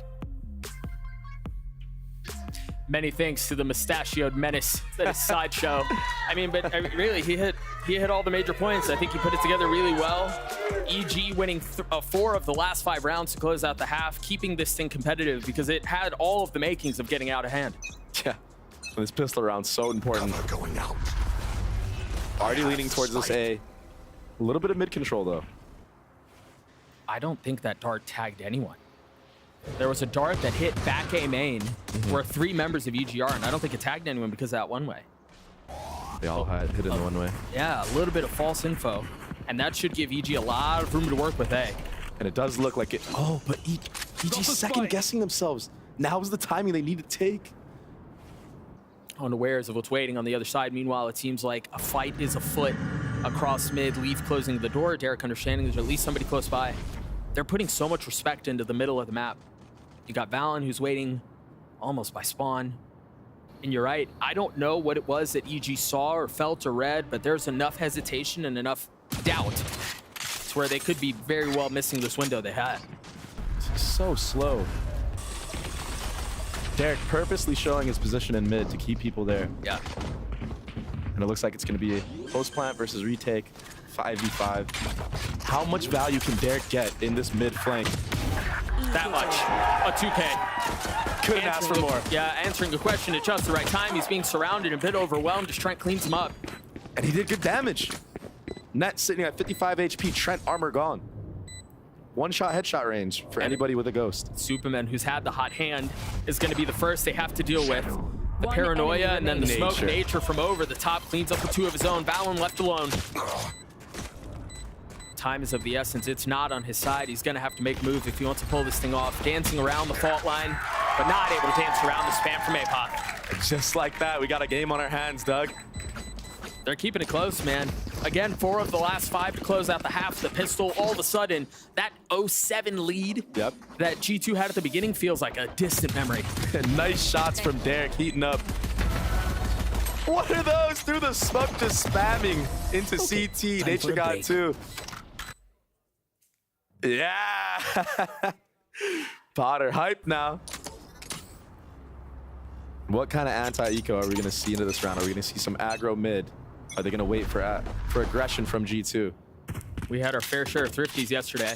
I don't know what it is with teams and just stacking early B on their anti-ecos on this defense side. does seem to happen a fair amount. That's exactly what's going on here. Yeah. EG looks aware, though. Are they going to dog into here or just hold off a contact? They're just waiting.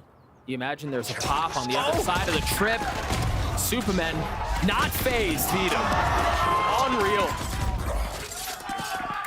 This is not the player you want warming up against you. No. No, not when he's had the last couple of rounds. He's had a flawless round for EG. Okay. Okay, Superman. What's he up to now? 17 and 10. Yeah. I mean, to be fair, they are just eco kills, right? Like, he's supposed to win those gunfights. Sure. But the momentum that gives you as a player, yeah. Man, like, if I'm getting those 3 kills, I'm feeling good going into every single round after this. Yeah, 1000%. And I can take over at that point, so. A Bucky for Jogamo. Airplane Bucky. What is the plan here? A heavy stack towards B. I mean, everyone is here. Look, very slow play. First 2 rounds now. EG going for the B pop on this bonus round. Changing the pace. It's the fastest round they've had so far. That early smoke does such a good job at dissuading some of the early aggression. Leaf there to clean up A-Pop. You've got the dart back sight to confirm that players are out. But they're really pacey with this. There's the Bucky. Not able to find anything. Leaf keeps him back. Jogamo and Superman were enough to be handled. And now Derek's left alone. 1 onto the Guardian. Leaf and Valen both weak. I don't know if they're going to be weak enough, though. There's still so much for Derek to deal with. He's got the spike in hand, and again, the discipline out from G2, not giving him any ones, not swinging out recklessly. And this is Trent just literally yelling in comms. I'm behind. Just wait. Yeah, I got the time. Can Derek find anything else? Look at this discipline. It's so impressive. Not an inch being moved. Wow. And that's exactly the right play. Fundamentals. That's what G2 was talking about. So Valen was saying in his interview. Just because we are a core for such a long time and we already have fundamentals doesn't mean that we're going to shy away from finding new ones. Read for me. And I honestly like the aggression from EG. Oh, 1000%. But the utility was just not there in time. Contact Or it wasn't correct. I saw a breach flash come out, but by that time, Superman and Jaw were already dead. It's too little too late. Another 5-man here. Opting to take fast elbow control with satchels. The paranoia on the left side. And you're right, a little bit pacey that way. But 4 people already here from the likes of G2. They didn't get the first trip from Ned either, so that's something they're going to have to deal with.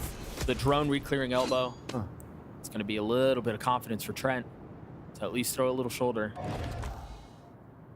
I like that G2 isn't scared to take the space after the utility, even though they're aware that EG could be behind it. Hiding. And there's the Omen flash. Oh, and they're going to swing out behind it. They're going to catch him. Yeah, Superman's done. Very nicely timed. The one problem is they had no control across the middle of the map. Yeah. So Apoth is in their spawn. Apoth with serious lurk timing, but there's no way they know. They can't know. Oh my gosh, there's a world. Can Leaf and Jonah P do it? They're so separated right now. And there's really no way for Jonah P to get out. He's left on an island. Reinforcements are as far away as they could possibly be. But as the time ticks away, the reinforcements get closer and closer to arriving. Unaware of where he could be, he finds value onto the first, waiting for the challenge onto a second, and it's clean. Down A. Derek in a clutch situation. They don't know where he is. The element of surprise on his side. Jonah P's gonna get cleaned up. Fatal online. 13 seconds left. The spike's not in hand. He's gonna have to get onto this. He's gonna have to do it quickly. And Derek does. The Red Bull clutch for EG. And that is all off of Apoth. Taking that mid control, as you said. Finding the window. Derek closing out the round. Why destroyed?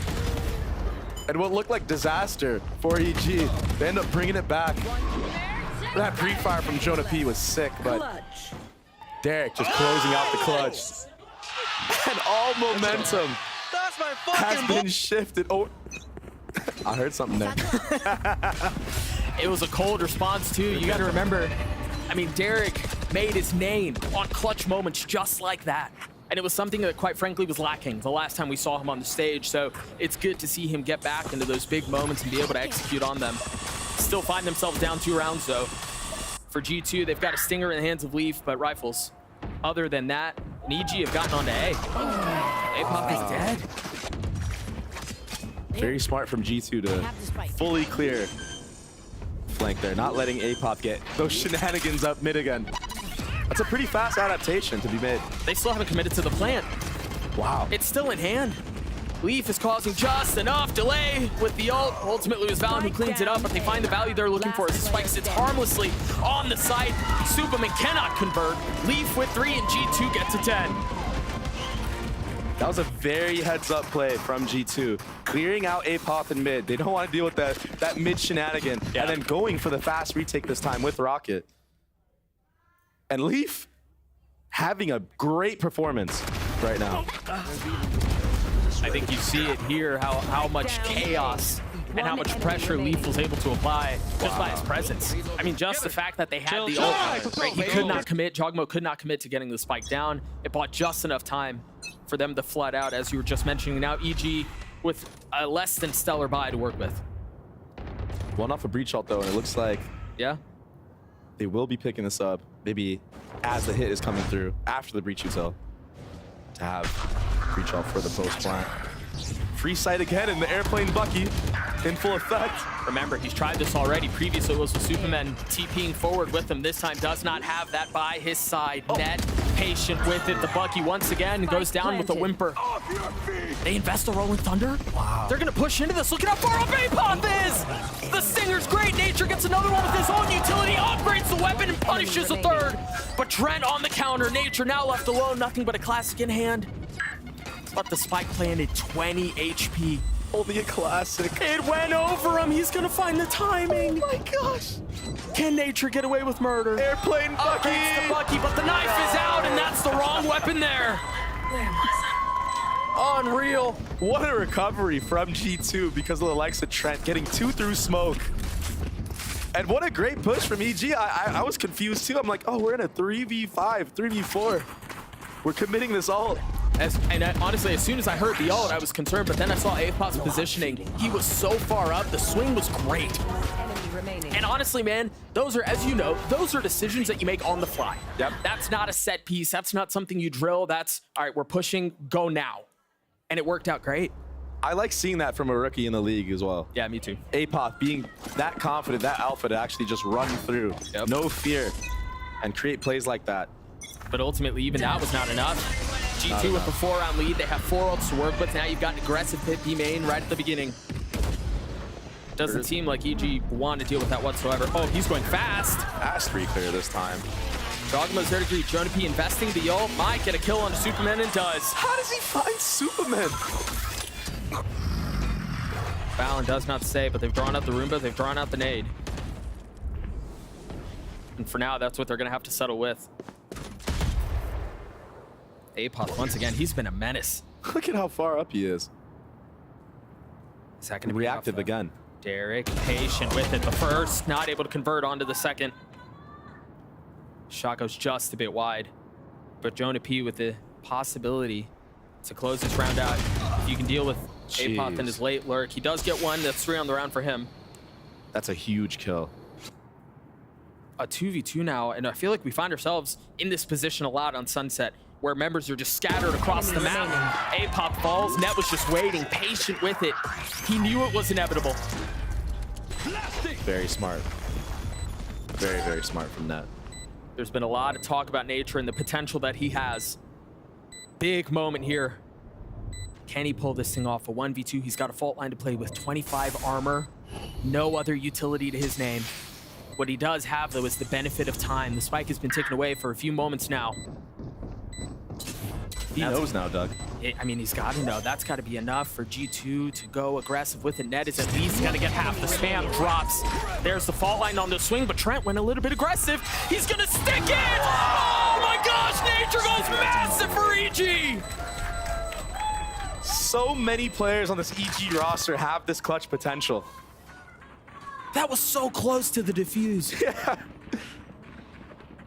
Great heads-up awareness. to spam the first guy.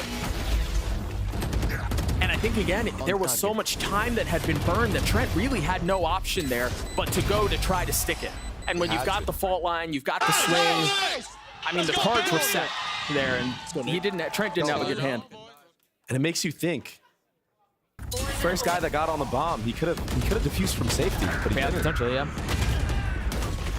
Jogmo continuing to cause problems. Oh, this room is going to be huge. And Nate! Those two may be in trouble. Oh. Leaf tucking takes a little bit of damage. He's actually getting away with a lot here. I don't know that they invest anything else to clear him. Meanwhile, Apoth with the rocket. Or, excuse me, Jogmo onto Jonah P. Leaf. They're going to know. Oh, they don't know. It looked like he cleared it for a moment. You're right. Now Net and Leaf left to try to pick up the pieces as Leaf was surrounded. Now Net on his own, just the Sheriff. Snap onto Derek is clean. Sheesh. That's the first step of many to go, though. Apoth has touched their spawn, I think. Every single round. Like every round that he hasn't died early. 3 on the round from him. You imagine a timeout may be coming here soon, because they have not been able to deal with the constant pressure that Apoth has been able to apply. And you could see that G2 is actively trying to stop this early A pressure, but when you're running this comp against the Breach comp, it's just so hard to win that battle. The Breach util, Fade util is just too strong paired with that raise when he's taking early space. Oh, it's smothering. Limits the places that you can play. And a timeout has been called. See if they can figure out how do they deal with Apoth. How did they deal with the oppressive utility that comes from the Fade, that comes from the Breach? And I think if I'm the coach of G2 right now, I'm telling his team, I'm like, listen, what worked was securing mid control, making sure it's all clear. Apoth doesn't get that timing in mid, and then going into the retake. Seems like they already veered off of that. They did great on the eco round. Yeah, they did. Close game from what seemed like it was going to be an absolute stomping for the side of G2. Yeah, bro, that 7-0 start is a distant memory. So insane. What are the adjustments on the other side of this timeout? G2 still have a lead, but it feels like they've been white-knuckling their way through these last couple of rounds, just trying to hang on as desperately as they can to close this map out. I think they need to play more off these trips. Play a little bit more of the retake on the actual site. Don't die early. Don't try to fight for that A space because you've been losing the fight almost every single time.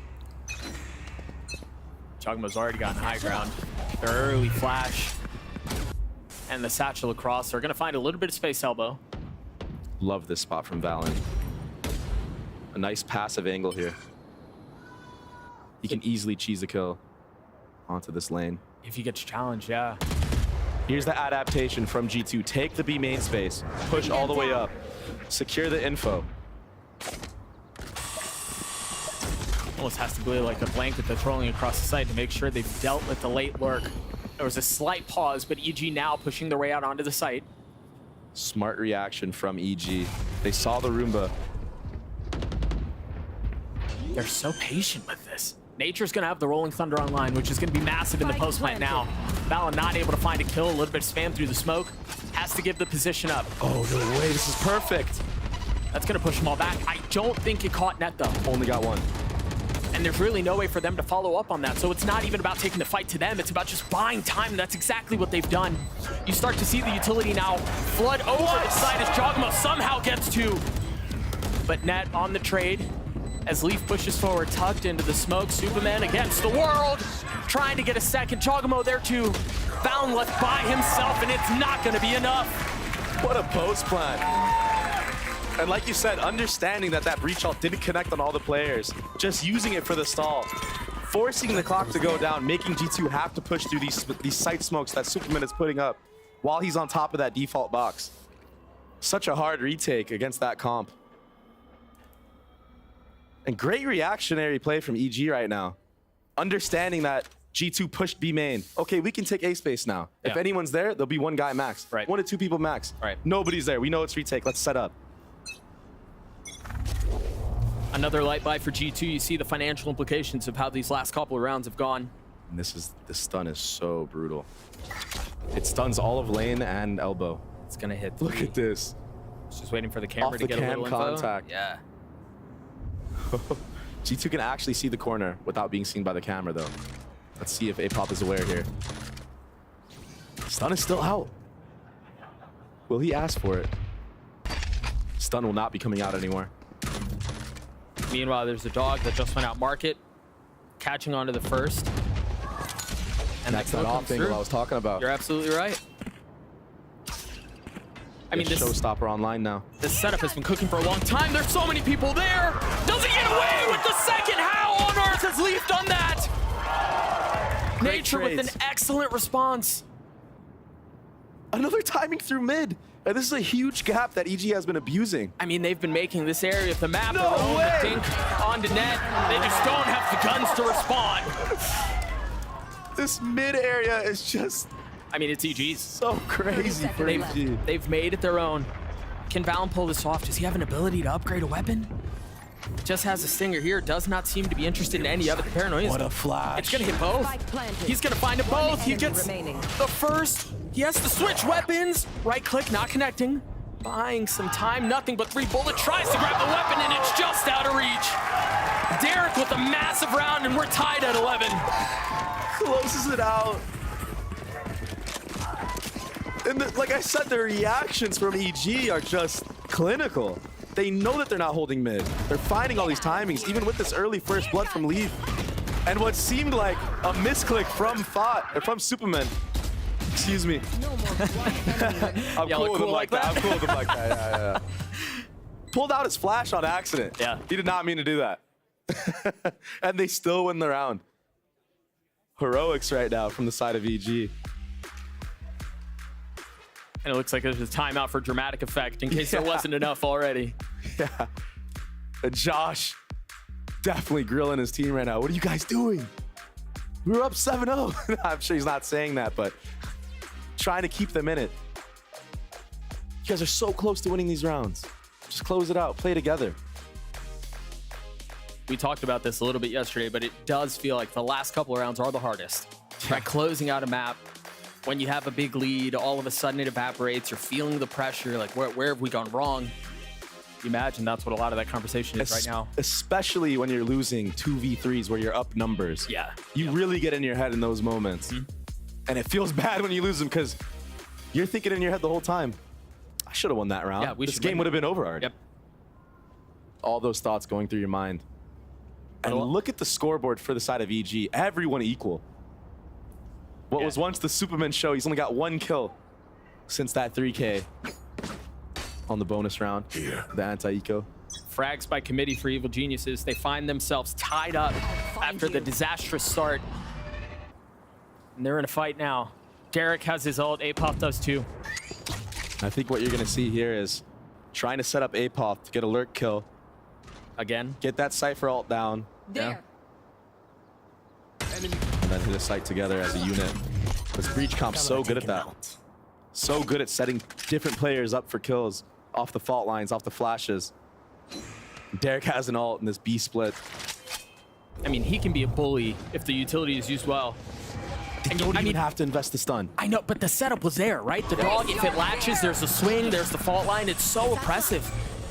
They invest the Nightfall. Doesn't tag onto anyone, though. A lot of info gathered from that nade ult. Yeah, that hurts. That nade at his feet leaves him worse for wear. 58 HP, no armor left. Really important here for EG to maintain this market control. And this is so oppressive. And really important here for G2 to win this round. They don't have a ton of money.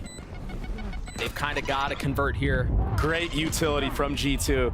Derek, the first to fall. There's a paranoia coming out from Superman as he tries to scale up. Net, who has not moved an inch, is rewarded for his patience. G2 just wiped the floor with EG there. Apos left alone. And you know he's on a flank somewhere. That's going to give him enough confidence to triple face, hold the defuse. G2 get to map point. Huge round win there. And that all came off of Leaf and Valen on that retake. Nading off Jogamo so he couldn't support Derek into market. Omen flash comes out onto the market guy. Easy kills. Easy kills for them. Look at this retake. Didn't even see the guy, knew he was there, spammed him.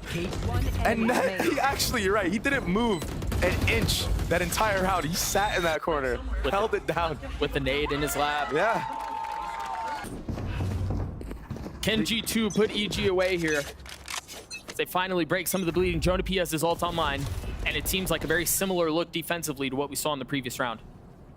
And you see the adaptations. No early A fight from the side of G2. Yeah.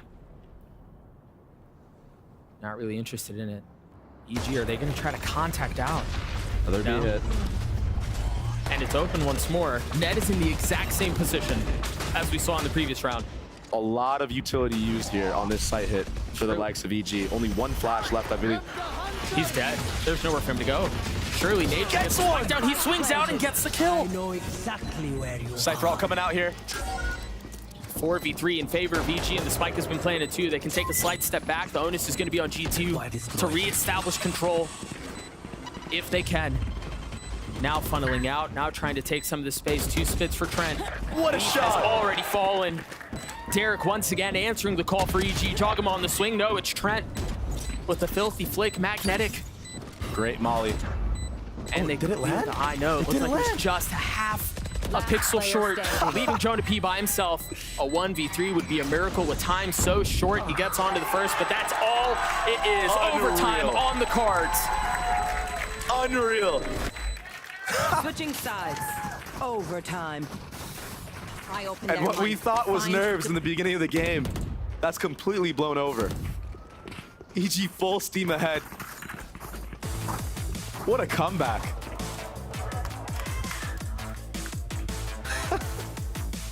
Such a sick match so far. It's just map 1. I think a lot of people out there were kind of counting EG out. Yeah. They didn't really understand who's APOC, you know? How good is Supa? Now they truly get to see why they're on this stage. Let's go. And the IGL getting hype. Love that from Nature. They're feeling it. They're feeling it here. First round of overtime. G2 on the attacking side. No early space taken from EG other than Jogama, who's flirting with a little bit of it. But no challenge given. G2 seeming like they want to take some space mid. Not backing down is Jogama. Dude, that fault line, they're doing such a good job of setting up off that fault line. Anytime there's any fight whatsoever, a fault line is there. Absolutely, and great reaction from G2 here. Understanding there is no fault line up for this market fight. The Omen Flash misses though, and it doesn't matter, Doug. APOP does not. Took a little bit of damage, but walks away with the gunfight win, and now a momentary calmness settles over the map. Derek very deep in this corner. Do they clear him? They try. Great trade. He still gets his net 10 HP left. Revealing area. And once again, the round is thrown into disarray as you're seeing fights across multiple areas of the map. Jonah P cheeky with it, challenging Superman and getting away with it. But APOP yet again! Valen left alone, 10 HP, has the spike in hand. Cover going out. Talk about being there for your teammate, huh? APOP has just been nuts these last couple of rounds. Superman delaying that fight for as long as he could. APOP getting 3 because of that. 10 HP for Valen here. Oh, so close. Somehow manages to dodge the damage, gets the timing on a Jogamo. 1 kill left. Battle of the IGLs. The mine's going toe-to-toe. Nature's gotten it to half. He's gonna stick it the whole way! Wow! IGL versus IGL. Nature sticks it. Switching sides. No mind games. Match point. He's not playing those games with Valen. No. Ice in his veins. I can't believe he got away with that. And what great play from APOC being there. Look at this timing. Headshot. One enemy remaining. They're just in time to get the trade. Yep. Gets a dink onto Valen as well. He easily could have gotten a collat there. Look at this guy. Rookie game, rookie year, first land, 20 and 18 on Cypher, nevertheless. Not too shabby. EG have the lead for the first time all map. And maybe not a moment too soon. There's a 1 round away from taking a 1-0 series lead on their debut on this stage. Look at EG. And look at G2. Leaf with the opener with the op. Last cannon as he pushes his way forward. Trent seeming like they're not done with this map yet. Very good adaptations from G2. Getting the op posted onto that market line to deal with any lurk in mid, whether that be Derek or APOP, who've been mainly there. And then Trent a lot. playing in front of his smoke this time, not playing full retake. Yep. Those are overtime plays right there. Great adaptations that they make. 3 seconds on fault line. But we got 3 of the clutch gods right now playing together. And this, look at this flash off the tap. It's so clean. It's hit them all. Player standing. But it's still not enough. Planted. Nature was able to pull off that 1v1 before, but a 1v4? This is very hard. This is borderline impossible. Potentially the makings of a miracle, but it's not even really planted in a position that he can do much with. Great reaction from Jonah P, turning that flash, getting 2 on that CT push. Switching sides. And that's why he's called the Professor, Doug. Overtime. Is he? I think that's what the P stands for. Did you just make that up? I don't think so, man. He's schooling these kids in the server. We've seen it. All from this first blood. Later. That's a huge kill. Oh, it's massive. That's the first time we've seen Leaf off on this map as well in this series. To bust that out in OT. Perfect timing. Is just Look at bold. Superman with a judge. Oh, no. We've seen this before. Remember, it was 3 kills he got. Almost in this exact same place with the judge. And you know what? Something crucial. He's not smoking it this time on purpose. There's no way that nobody would expect that. You wouldn't expect them here. Yeah, he wants them to walk in. Let's see, though, if G2 still decide to use utility to clear this close left corner. Oh, and this is patient with it. The crosshair there. And the shells cause problems. He's got a TP, or is he going to stay and take the fight? Tries to get out, and he does so just in the nick of time. 30 HP, and he gets away with murder. Isn't that crazy?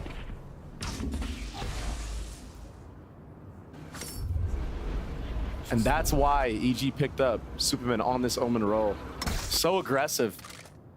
So sneaky, he gets out. Dude, most players, they get out after their first. He stays, somehow gets away. I don't know how he's done it. Looks like EG overthinking it a little bit here. No info on the A side of the map. Or anywhere on the map, really. G2 of Konoi's. Yeah, and this Viper util. This is 30 seconds left. Why the Viper is chosen by G2. They're able to feint this A pressure with that wall and orb up. But Jogamo not falling for it. Early See fault the line. spit come out. The flick onto Ned is gorgeous. You got the dart. They're going to have to try to deal with Jogamo satcheling back. 70 HP. Jonah P waiting on the other side of the pillar as he continues to swing out. Continues to take the fight their way. EG take the lead back. Full control of that round from start to finish. Switching sides. Match point. G2 missing their timing there. Waiting a little bit too long. Yeah. Nature able to get his fault line back up and rotate there in time to B site. Well, and Jogamo never left either. It was, Yeah, it was what a perfect. shot. And when he's doing stuff like this with satchels, you know he's on point. 10. Look at that util, man. Fucking go. Y'all heard nothing, all right? He didn't say anything. Let's flip and go. Yeah, it's a family-friendly show here. Love the excitement. Love the energy from this EG squad.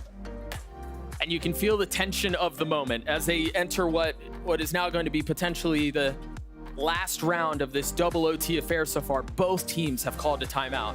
Yeah. So we have a few moments to kind of break down how we've gotten to this point. For EG, I was talking to Derek before the show started, and I was honest with him. I was like, man, I'm not going to lie to you. There are a lot of people who are saying this EG roster is better than people realize. Yep. He kind of smirked a little bit and goes, I mean, we'll see. They look good. They are good. Great fundamental plays. Potter putting in the systems required for them to do great, setting them up for success. The players just having to apply it. And they look like brothers out there. They look very comfortable with each other. Looks like everyone's having a good time. They all have the same mindset. And a lot of pressure on G2 because, I mean, they are supposed to be the favorites in this series. Sure. I mean, it is really tough to say when you haven't seen a team on the stage, right? We could guess with EG On what paper. might happen. But yeah, On on paper. paper. Yeah, I would agree with that. Yeah. I will say too, as we think about G2 and kind of their DNA going all the way back, this core that has been together for a long time, the wins that they put together are usually a little messy and a little scrappy, and they have to earn them. And again, Valen was talking about this last week during his interview. That's what kind of makes up this team. That's what adds a little bit of grit to them. Resilience. Yeah, we'll see if they can navigate this well. So intense. What a game. Double OT already. But EG in the driver's seat. Another op-up from Leaf. Let's see if EG is aware this time. Remember, he was the one who controlled the middle of the map in the previous round. Or in the previous round, he had the op, was able to apply some of that pressure, take care of, I believe it was Apoth. You know what's so insane to me? Tell me. Is that EG has done this A default, I think, almost every single round besides like bonus round. If it's not broken, don't fix it, right? Yeah, I guess. Oh, they don't get the info on the op. Oh my gosh! What an entry from Ja! The awareness! He read right into that, Doug. They had no idea he was there. That was purely reactionary. He read right into that. Understanding somebody else broke that dog. There could be a guy there. What an opener for EG. Can G2 respond? Still a bit separated. 3 members A, though. And they're only getting closer together. And look, that kill allows Apoth to start his shenanigans in mid again. And that's why you see Net so far back. Look at his positioning. He's waiting for the top mid. You've got the cam market. The trip has been cleared. And is that enough to elicit a response? Getting so much info here. He's just a human drone at this point. I mean, Apoth is taking away every single layer to this passive defense that they had. They clear the trip, they clear the cam, and they call the rotate over to B. But G2's hot to trot on it as well. It's just Net who's here so far, but reinforcements are not too distant. Can he hold the line by himself? The one way to spam through.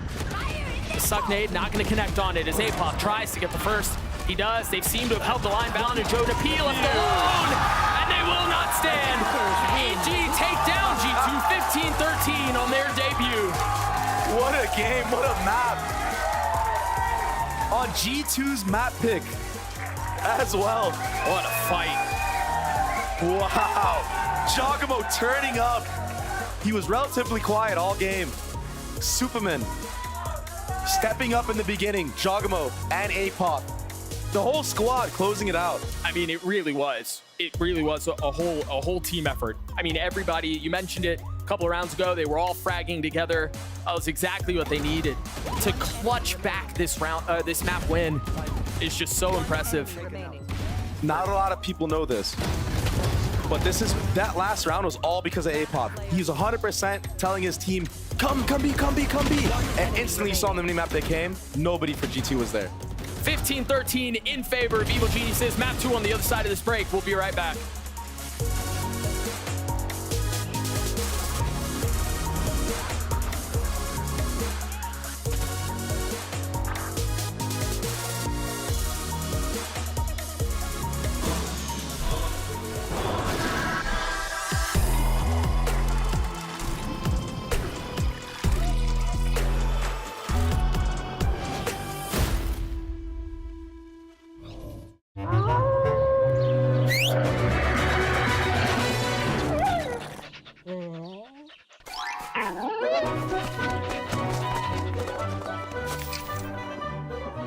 Red Bull gives you wings.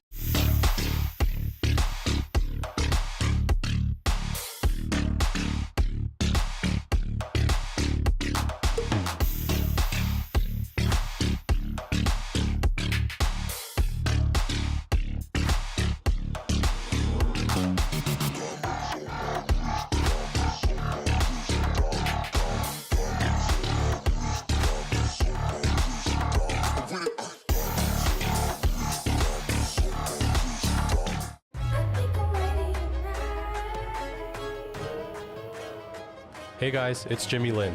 In this series, I'm going to walk you through Attack on Pearl. Watch out for the stairs, clear this angle. You're going to be able to fight this.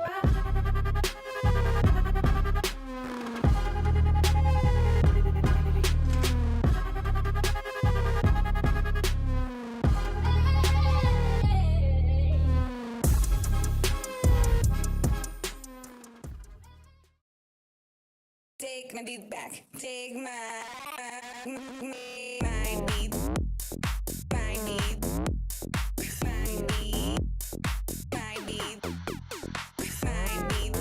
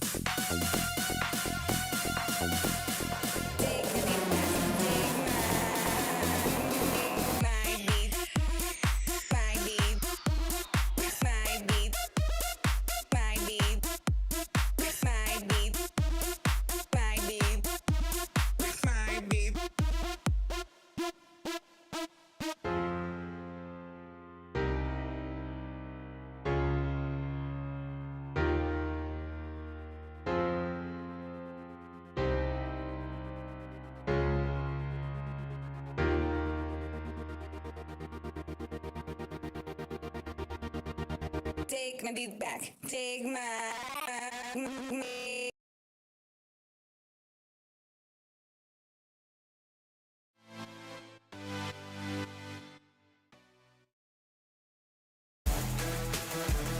And they are being met with G2. Your players towards the back.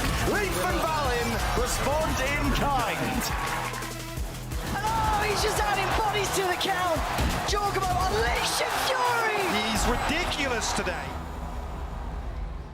I'm joined here by coach of Evil Geniuses, fan favorite Potter, after a really nice comeback on that first map.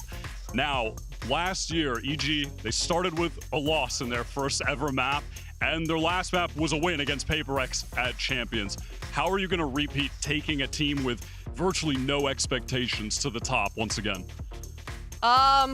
That's a tough question to answer in a short amount of time, but you know, we just have to trust each other. We have not had a lot of time to build the kind of synergy that we need, but this match rep right here, map 1, was all we needed to kind of warm up into it. It was a very slow start for us. Defense was kind of all over the place, and we had to burn both timeouts very early on. So I'm really proud of us, though, sticking in it. All of the guys were problem solving the whole time. The communications is exactly what's going to kind of pull us through and allow us to have a fighting chance this year. So it's great to see that all of the guys are looking pretty natural out there. They're looking pretty, I mean, it looked like not a lot of effort, but they were having fun. So I think that's a good sign for the start of the year.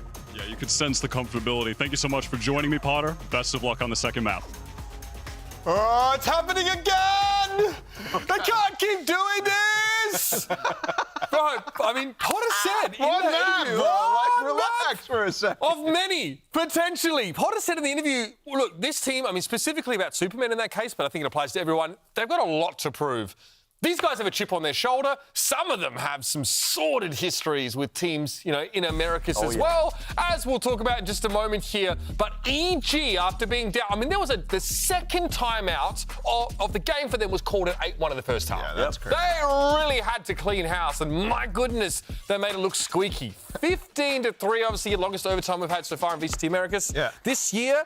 And Georgia Mo, man, absolutely disgusting towards the end of that game. I like what she says about the trust, right? Hey! Derek with the 100 Thieves Classic. Wait a minute, what's that gun, buddy? Yeah. He was a beast, though, and chip on your shoulder is exactly what I think he's displaying right here, right? He's trying to make sure that year that he just had, that was very rough. He admits it himself, Brent. You mentioned it. Yeah. And that was not on display here. Derek is my boy for this, honestly. He's come out onto the stage. Listen, this map he's opened up, really stellar performance straight off the rip, I think. And he has got a lot to prove, but I think it's going to be helpful playing on EG because the expectations are going to get lowered again, right? Yeah. 100 Thieves, mad fan base. These guys are frothing at the mouth, honestly. Look at this clutch percent. 40%, bro. Talk about rolling it back. Rise, Derek 2022.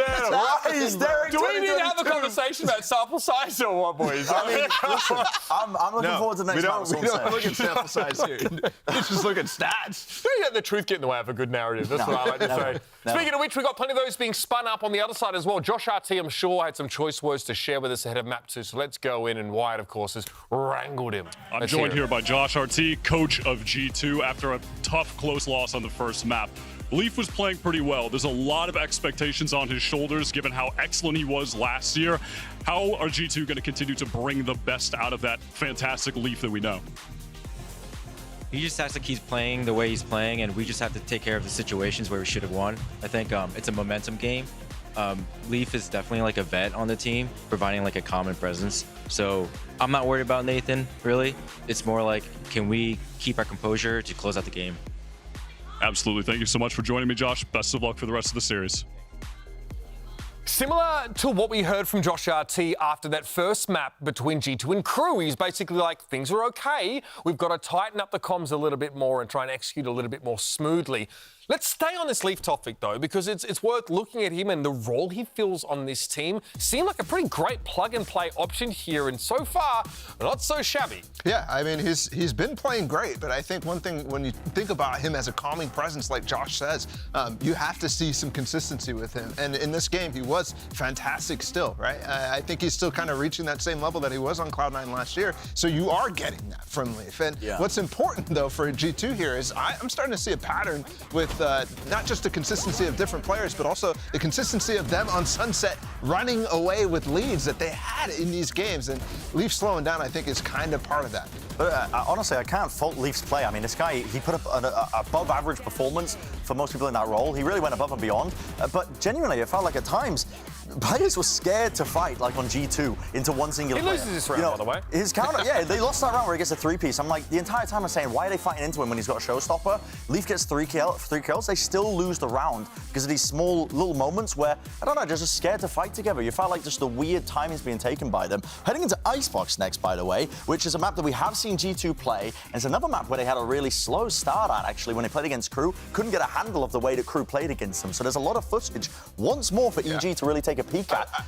I would say, though, on Icebox, they were running that Brimstone, right? The Brimstone was cooking. And it was cooking. And I think the ideas that they brought to that map were working. It was just a matter of the adaptations that we were talking about how Crew was playing against them and how that wasn't quite working. The A retakes. That was what was really, really suffering for G2 playing on Icebox. When Crew were playing for that backside control on A on their attack side rounds, and they were trying to get in, they just thought they were going to be given and granted all that space. Kesnet would just rip away 2 of them. Now, is there going to be a heavy hitter on the side of EG to do that? Maybe Jorgamo. But they were struggling in that regard, where they weren't given the perfect optimal conditions for their retakes. Retakes on B were good. And also their takes on B on their attack side were really good too. The retakes on B are simple with the Brim, right? Just throw the one-way down. The question I have here for EG is actually, how are they going to play without the Demon 1 jet that they used to be able to run? Like, not necessarily on that map, but Jorgamo's not that player who flexes in most of those cases. For the longest time, it was Boostio, it was Demon 1. Now Jorgamo has basically to play that role, probably. I would have to imagine that he's going to do that, so let's see.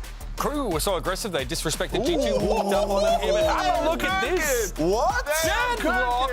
And Gecko. All right, you gotta give it to me straight here, No boys. duelist. What are we 13-0. expecting here? 13-0, one way or the other. Straight. Give me some wobble in there.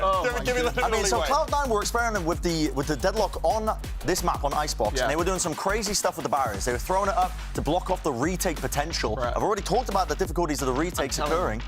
I'm telling you right now, they saw that in scrims or something, they started stealing it, and they're like, I don't know how this actually works. Watch, EG is about to cook. Potter is so good at coming up with new things for her team. All right, we need to find our footing. We're still reeling after the deadlock pick, so let's find out if this one makes it to a map 3. And to back your casters, here's Doug and Baby Bay. Thank you so much, Hoover. Dre, we've got to address the deadlock in the room here. Talk to me about deadlock on Icebox. I know there are a couple of people who feel very strongly about this pick. In your experience, what have you seen? So, I mean, I think everybody thinks that Deadlock is a useless champion, but I've had the pleasure of scrimming against EG with this roster and Jogamo playing on it specifically, and he is a monster on this character. You're going to see a lot of cool things that they do with the stun around that 410 area on the A site. You're going to see this guy run it down after he throws his little trap. It's crazy the way that Jogamo plays it. It's almost like a duelist. You're going to see it. I know it. I know it. Just a few moments away from kicking off this map again. You've got Deadlock, which is obviously a ton to talk about there. You've got the Gecko to work with the two no duelists on the side of EG. Meanwhile, G2 convinced that Jet is the way to go. They're running the Brimmy too with the Viper. Yeah, two definitely off meta comps on Icebox. But VALORANT has looked cold on this Brim. Even in the last series that they played against Crew, he was looking dominant. And look at how much value this early wall gets. You're gonna get so much info when they start breaking it. And it's gonna take a while, right? You don't have the weapons to spam it down quickly. You've just got pistols and knives, so. Yep. Think about it, we're 30 seconds into the round. They haven't made it very far. It's super oppressive. There's so many traps and so many flashes on the field right now. The dash forward from Leaf, the spam out on Superman. He tries to land the shots. He was lit up, and it did not matter. Superman with the opener, 20 HP as he goes for a second dip. Look at this timing from Jaw. And he's behind him. This was borderline flawless. Superman was the only one to fall, but he got his. And you already see off the rip the setups they have. We're gonna throw the deadlock trap right in front. Get the info that there's multiple players there breaking it. Protocol, one way goes up for a Superman. Molly goes back yellow. Easy kills with the classic there. Oh, it takes what, 2 shots to get a kill? Yep. And then Jogamo just sitting there, wrapping all the way around. You're gonna see really good setups here, I'm telling you, from the sides of EG. We'll see what else they show. You can't imagine they deviate from their plan too much here, given that G2 isn't gonna have a ton to fight back with. Same wall as we saw in the previous round. This time a little bit of exploring from G2 confirms that there is a turret watching the middle of the map.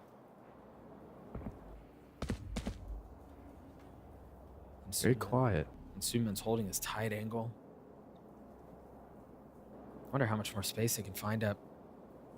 It seems like APOP is aware though that they could be lurking around this kitchen area because Jogamo is already trained on that angle. He's not giving anything. Oh, he's about to have to deal with what's on the other side. Oh, the timing. Oh. They've gotten in the kitchen. Does Jog know? Yes, he does. Drops net. I don't know that he's expecting the second though. As Leaf has quietly and carefully gotten around. Oh my gosh, he got hard swung. What? I don't think his gun was out in the animation. Something just clicked in his head last second. Wait, there could be a guy up kitchen. That's just wild. That's why this guy's on this team. EG looking to put together another flawless round. Of course, Caster Curse. But it's another round in favor of the defensive side. Beautiful. All guns saved too. 3 Spectres, a Guardian online. Full buy from the side of G2.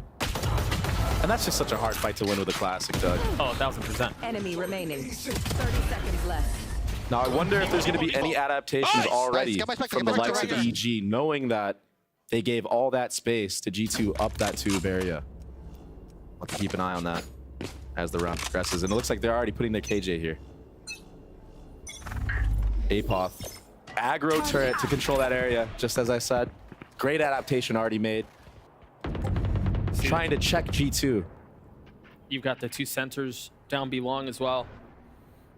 Look at the setup on the B site. I know that G2 is all lean towards A right now, but if they do go B late, look at these traps.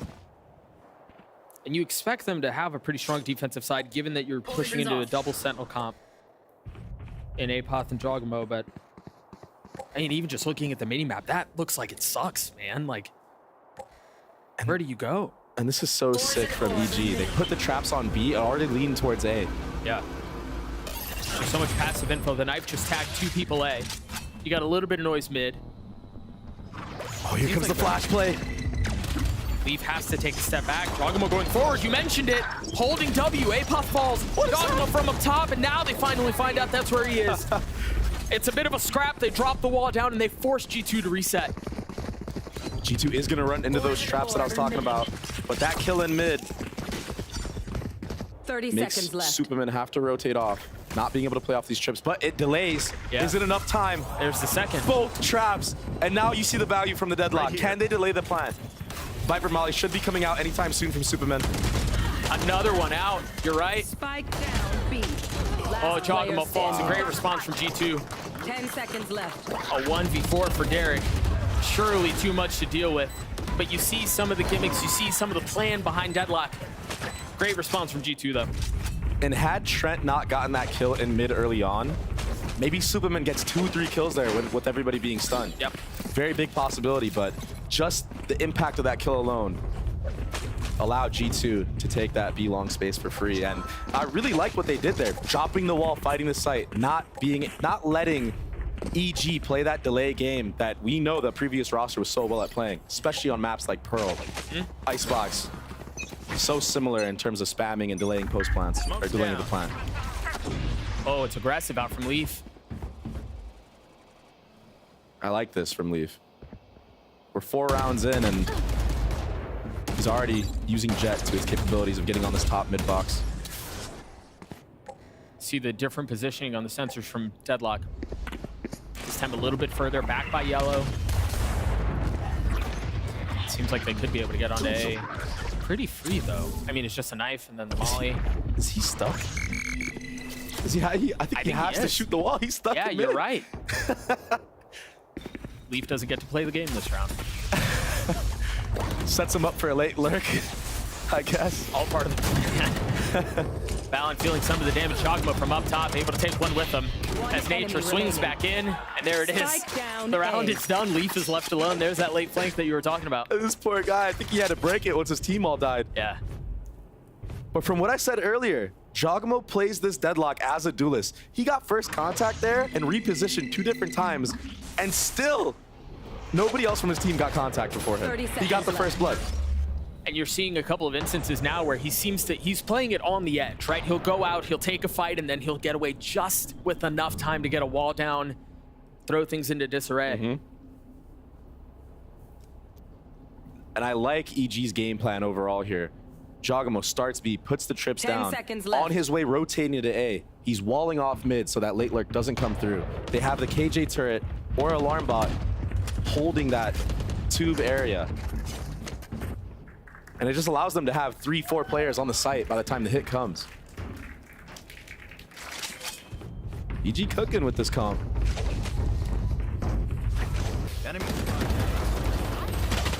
Take a look at that one more time, and you swing out. One enemy remaining. Derek just continues to look good, man. He looked good map 1, hasn't really slowed down here. Just suffocating them on the site from every angle. And Derek has this ult online, the Gecko ult. Do they use it for retake? Do they use it for aggressive info? Gotta keep a lookout for that. Jogamo one off the deadlock ult. Tug, we might see our first deadlock ult. Yeah, I was gonna say, we'll see if we get it this round. Drone early. Jogamo rotating over. Holding onto the wall for now. Oh, you hear the Brim Molly coming out. Is that for Yellow? Look at the stun! And the spam!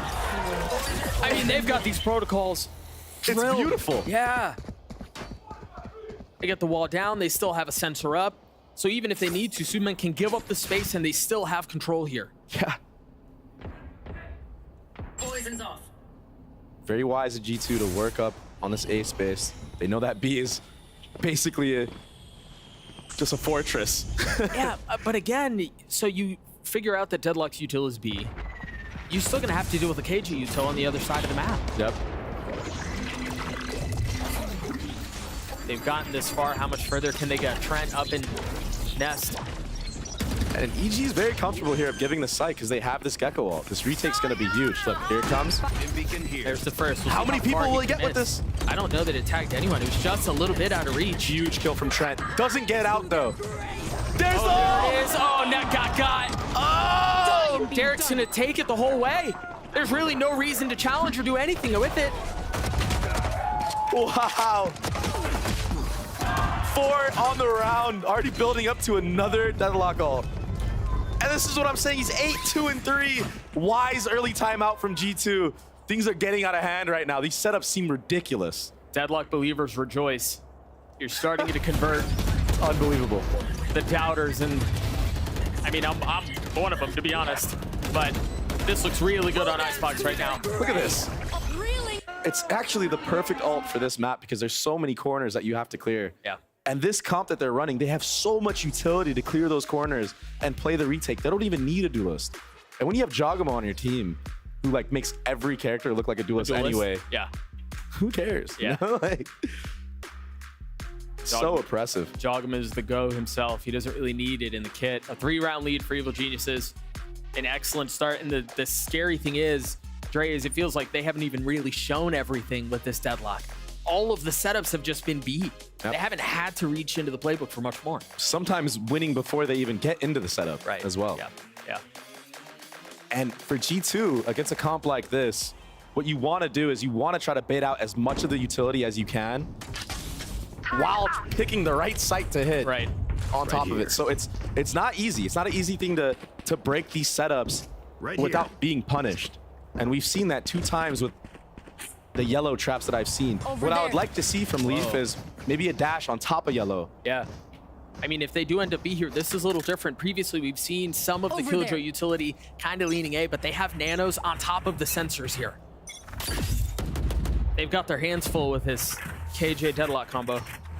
And I think this is EG's prep.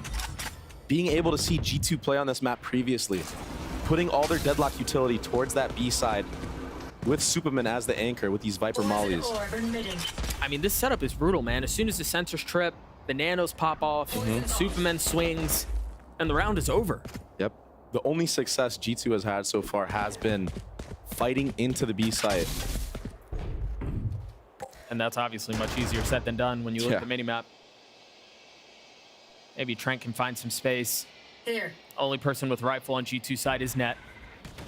Poison's off. EG is just so confident in playing this A retake. Oh, Apoth. Jiggling the tube. There's the rifle. That was the only rifle they had. Derek gets the best of them. It's a fake, though. They dart back sight, but again, I mean, you have so much passive info. It doesn't matter if you necessarily bite a little bit harder on this fake because you still have all this utility. Oh, they're ahead of it, though. Wise to it already. Oh! 30 seconds left. First one found. Should be traded. Oh, Jogamo just barely misses him. What?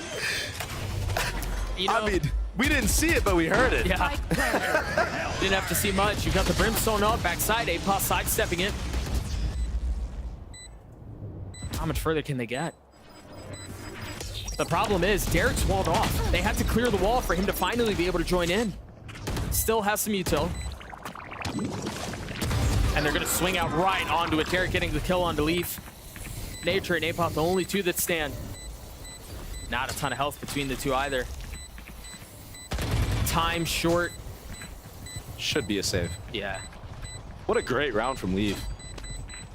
And they, I mean, we've been talking a lot about Deadlock and how good she seems and how they're doing really cool stuff with her. But that's one of the problems. When people talk about Deadlock, they go, oh, well, you can just slow walk the sensor. It's not guaranteed info. All right, exactly. It's not guaranteed. And there you see, that's a perfect example of that. Yep. Just that second timing that Leaf took. Damn. Honestly, that was a huge first blood from Derek there. Yeah. On top screen. But Leaf, just finding that timing, doing so much damage. He hit everybody. He hit all 5 members with 3 kills. That's a big round. Really stepping it up for his team. And good ults online now from the likes of G2. So although they're losing 4-2, they've been focusing on building those ults. Maybe they can snowball from this point on. Early wall, op online. What is this? The deadlock op.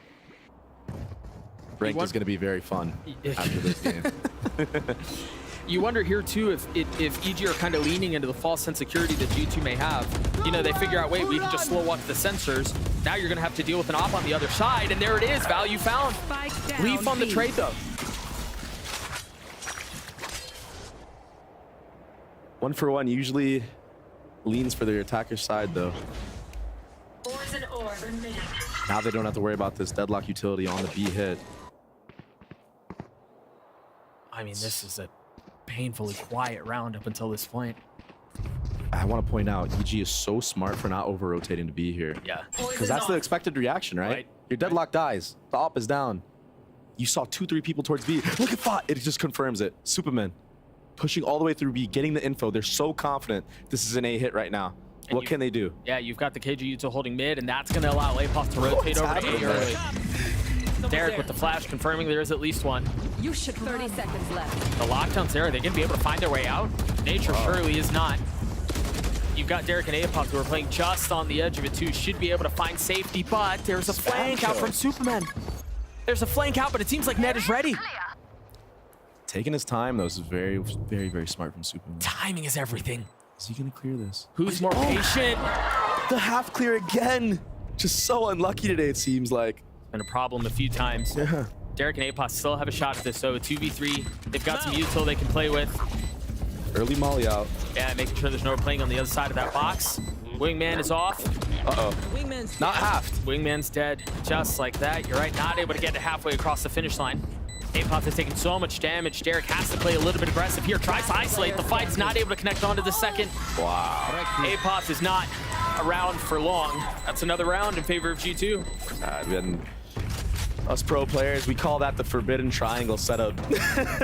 You got one on belt, you got one close gen, you got one 410. The triangle. Please tell me that's actually what it's called. Yeah, we do call it Forbidden that. triangle. Yeah, the forbidden triangle. And you know what was crazy is we're putting the KJ ult down, but we're not waiting. You know, we're going early and catching them off guard. So the mind games from G2 are already playing a factor into this game. Interesting buy on both sides. You hear the blades online for Leaf. He's gonna have to get through the pit and the wall and the sensor. And they see this and they're like, yep, I'm good. Forget it. I'm good. We'll try this side. We might try to flip here. Derek has his ult again. Late drone, perhaps, from Jonah P. Into this one. What? Derek does not have his ult available in this round anymore. Oh, that's a good flash. Great flash, but no committed kill there. No, but it was close. You see Dogmo is now trying to join in on the fray. Maybe get a kill. These spams with the sheriffs proving to be a problem. And EG just play off of each other so well there. Three different people peaked at different times, but the perfect times. There's so many smokes here. The knife is going to tag a little bit. They have to take a step back. Trent is really far up, and he's by himself. Will they leave him here? 45 seconds left in the round. There's plenty of time. What a mid-round right now. They make a ton of noise to suggest they're leaving, trampling their way B. And then there's silence. EG very smart, though. Not biting on any of these feints. No. That G2 have thrown so far. And this is not off utility. This is up close and personal. Trent waiting on the other side of it. He has to jump spot and try to clear both. APOS with 3 on the round. The Sheriff doing work. Oh, so close. Just one bullet left. He's going to have to take a step back. He has ult. Reload. He has ult. And he's out. Planted. And the flank's coming into it. They're going to have to take the fight to them. They're stuck on the site. They have no choice. Superman on the flank. Just a stinger. Is that going to be enough? They know where Ned is. He's dropped him. Another clutch moment from Superman. He does it again. The clutch king. Huge round for EG. A dodgy buy. Being down numbers. Not biting on any of the feints. And there were plenty of them. And let's talk about this rookie APOF getting 3 1-deags in that round. 3 deagle kills. Terminated. There's the first for the Red Bull clutch for EG. They played Beautiful. that. I mean, they played that so well. So many clutch moments from this team so far. Talk about 9 and 5 opting on the deadlock again. One away from his ult. No concern mid here. No presence mid at all. The early knife, they get Jogamo on an aggressive angle. How's Apop up here? Apop just joined him. What a flash. Oh my gosh. Here. Duelist KJ now. They just decide to turn it on in a couple of these rounds. Spike down. Derek gets the kill. Look at how far up that wall is. Did he get a spam kill through the mid smoke? He's so far up. Net falls. Trent maybe finds something special there. He does. He's gone so far up undetected, but if they don't find any room to work B, it's not going to matter. Leaf with high ground, able to take care of Superman. Numbers advantage in favor of the defense, so. Oh, the timing. Spike, scooped up. Leaf creeping forward, spots Derek. Last player Is that enough for the rotate to come through? What is Derek on right now? I'm not even seeing any of these kills, but I'm just hearing one bullet at a time. And he's just getting headshots. He's efficient. He's online right now. The destroyed trip should confirm where Trent is. No armor. Does he invest the Viper ult in this 1v3? That's the question. 1v3 with no armor and 76 HP. He does. Question answered. Huge round here if Trent wins. 42 HP now. The potential to do it on his own. He gets the first, tries to spam out, not able to get away. A big investment there, but success for EG once more. Yes, sir. And you know what? I think the KO ult is very smart there. Oh shoot. Hey, Pod, the rookie feeling himself. Trying to get in the heads of G2. I like it. Hey, up 3 rounds. You're dealing with the deadlock. KJ on the other side. Oh, when Derek is feeling it like that. One enemy remaining. Look at that. This little pixel. I mean, we might see the Derek of old. I got him. This team is so fun to hear. Op still in hand. This time a little bit of focus mid.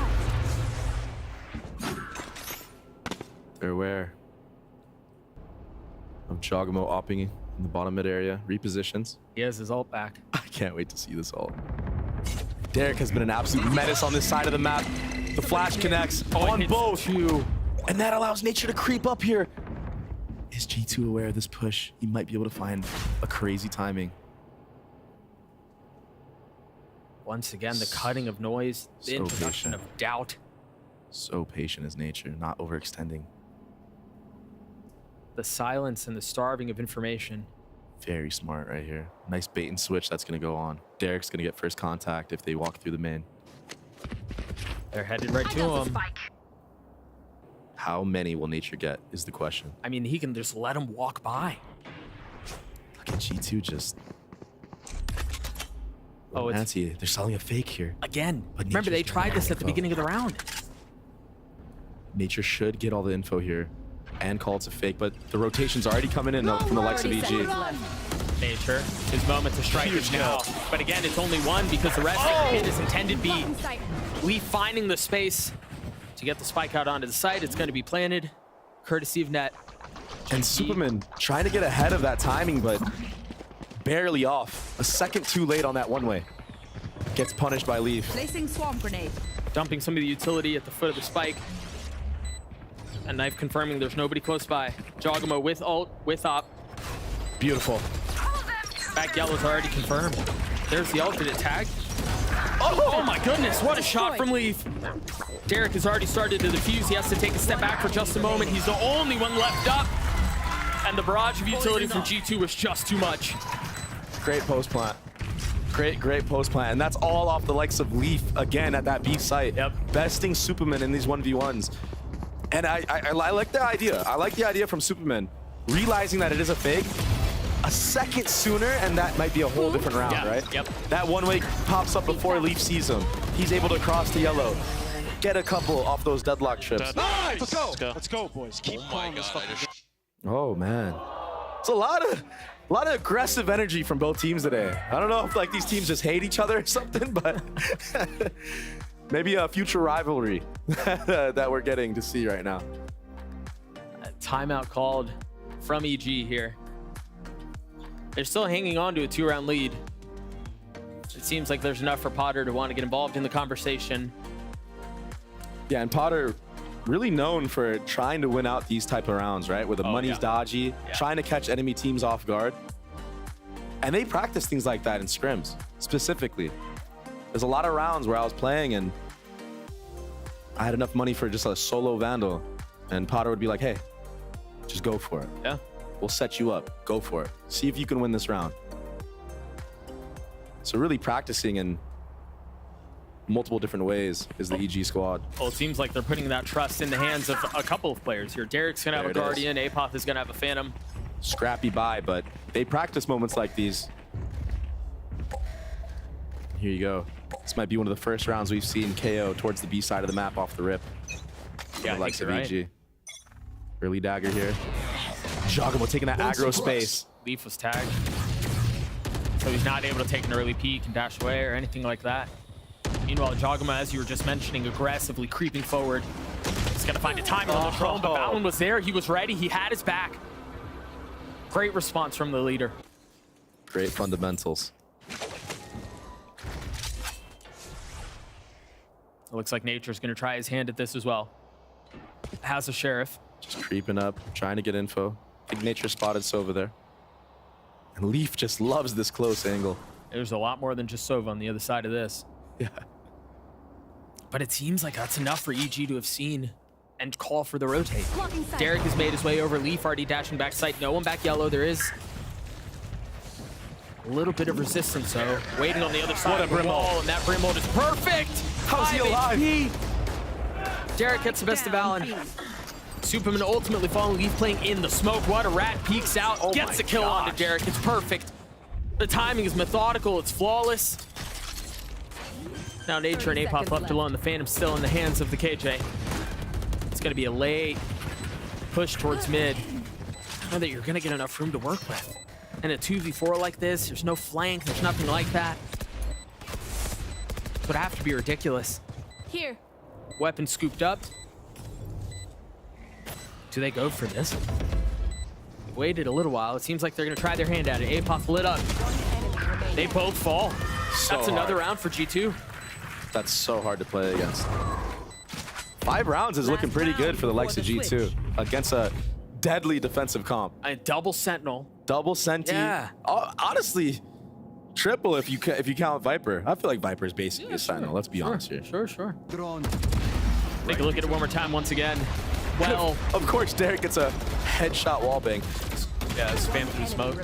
You know what we're finally seeing, Doug? Nice, let's go. We're finally seeing the Leaf that we saw last year. The GOAT. Yeah, he's the Destroyer. He's 12-7. I'm pretty sure his headshot rate has to be through the roof right now. He's been beaming this half. This is why G2 picked him up.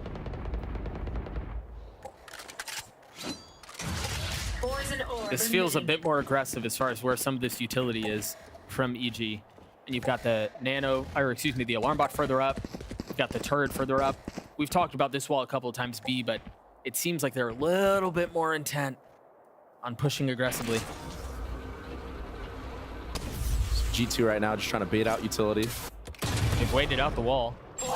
They've cleared the turret. Apoth is going hunting. Looks like he is. He's by himself. And Trent seems like he knows. There's no flash over the top. There's nothing like that. You've got Balin close by. And this whole round has been set up to feint this B pressure. Wow. Leaf is up by himself. Gosh. Oh, he's up by himself. Derek gets a kill, but it seems like he's gotten past the Viper wall. He's going to get away. If he had gotten that kill, all of G2 are ready to just book it. Meanwhile, there's another fight mid. 30 seconds Apoth left. waiting. Balin dead. Poison's off. A 5v3 great net. VG is perfect. Jonah P falls to swing out he from there. overheats. It was so close. Net gets the best of him. Invest the ult. They're so paranoid of another flank that Nature's still looking back in spawn. Are you gonna spam him here? They're gonna try. They're not gonna get the spike down. It's too little too late. 7-5 half. Switching sides. Derek online right now. 13 and 7. Leaf 12 and 8. I mean, this kill was 30 nuts. seconds left. And you know what? I don't blame Leaf for going for these plays because honestly, half the rounds they won on attack were because of him going for stuff like that. Yeah, a the little contact jet misdirection. plays. Yep. Which I think was a great adaptation that G2 made. Because like A 7-5 half in favor of EG. We're going to throw it down to Uber, Brennan, Sideshow, and Bala to talk a little bit about Deadlock's utility and his setups. Thank you very much. Yeah, Deadlock getting picked here for the first time in VCT. We're going to talk about that also. Brendan Hook, keep the gritty right now. There we go. Big go. And we've got everything. Let's go! Let's go! That was, okay, so ridiculous. Obviously, G2 want to push up deep on that B side. Is that a They can't do that. recreation of what we just saw? Is that what that was? Yeah, they were cooking. Right, it wasn't one of them cursed cakes you had to bake for content and other... No. Tell us about this real quick, because G2 cannot get onto that B side to really set up and play that deep brimstone-based hole. Dude, they are cooking. I mean, this wall on the pistol, you can't get through it. They have a re-clear setup with the Gravnet, and Jorgamo's just fighting it like a duelist. He's buying the op. I mean, this really stumped G2 for the first quarter completely. And then the sound sensors too. You get the wall in mid. That trap sleeve, bro. Look at him. He can't get out. It's so funny. Dude, that's brutal. It's actually brutal. Watch the rest of his team die. Watch the value here. Watch the value. the Grab that into the stun, dude. Leaf has no. I mean, he's getting destroyed. But still, I'm really curious how this is going to work on the attack side. The ult. Yeah, the rebound ult. Oh, it's nasty so good. business. Dude, that ult is going to be so good on the attack side as well. That composition, it might look really defense-sided, but it's got really big ultimates to work with and a flash dizzy combo. EG are going to cook on the attack side too. I'm telling you, they got the strats. That thing is crazy. Any combination with the dizzy is insane. And then you also have 4 mollies or something like that. These executes are going to be tough, guys. Yeah. To be honest, it's kind of credit to G2 that they actually managed to figure stuff out on the fly, but it's not over yet. They only managed to get 5. And like I said, I think they're going to be under a lot of pressure. Yeah, it feels like it's taken every little bit of calling prowess and discussion to see, how animated everyone's been on G2 to try and figure this out. Let's get the second half underway. Back to our casters. Brendan Hook, hit the gritty yet. I was just going to hit the gritty. Thank you, gentlemen. I think they just made fun of us. I didn't hear what they said, but there was a whole lot of laugh at the end of that throw. Ball was talking about how the Sideshow was talking about how he really likes this Deadlock on attack. We'll see if he's able to find any success with it. You're already seeing some of the dizzy combos. Nothing found yet. And if you're G2, you do not want EG to get the bomb down because of those 3 mollies, because of the Deadlock ult. All the utility that they have, you have to disrupt these hits. There's so much to navigate. You see the defensive killjoy utility towards A. That's where the spike is headed for now. Nature holding onto his knife still. Just creeping up. I like these contact plays on A site. Apoth on the rope as well for backup. They're quiet with it, but there's help here. G2 have 3 members and the killjoy utility. There's the first clear. Jogamo died on the opposite side of the map. They're trying to strike simultaneously on opposite sides, and there it is. Wow. The trap has been sprung. Clip runs dry there for Trent. Apoth up in heaven, 48 HP. It's just Superman now. Crucial kill from Valen there.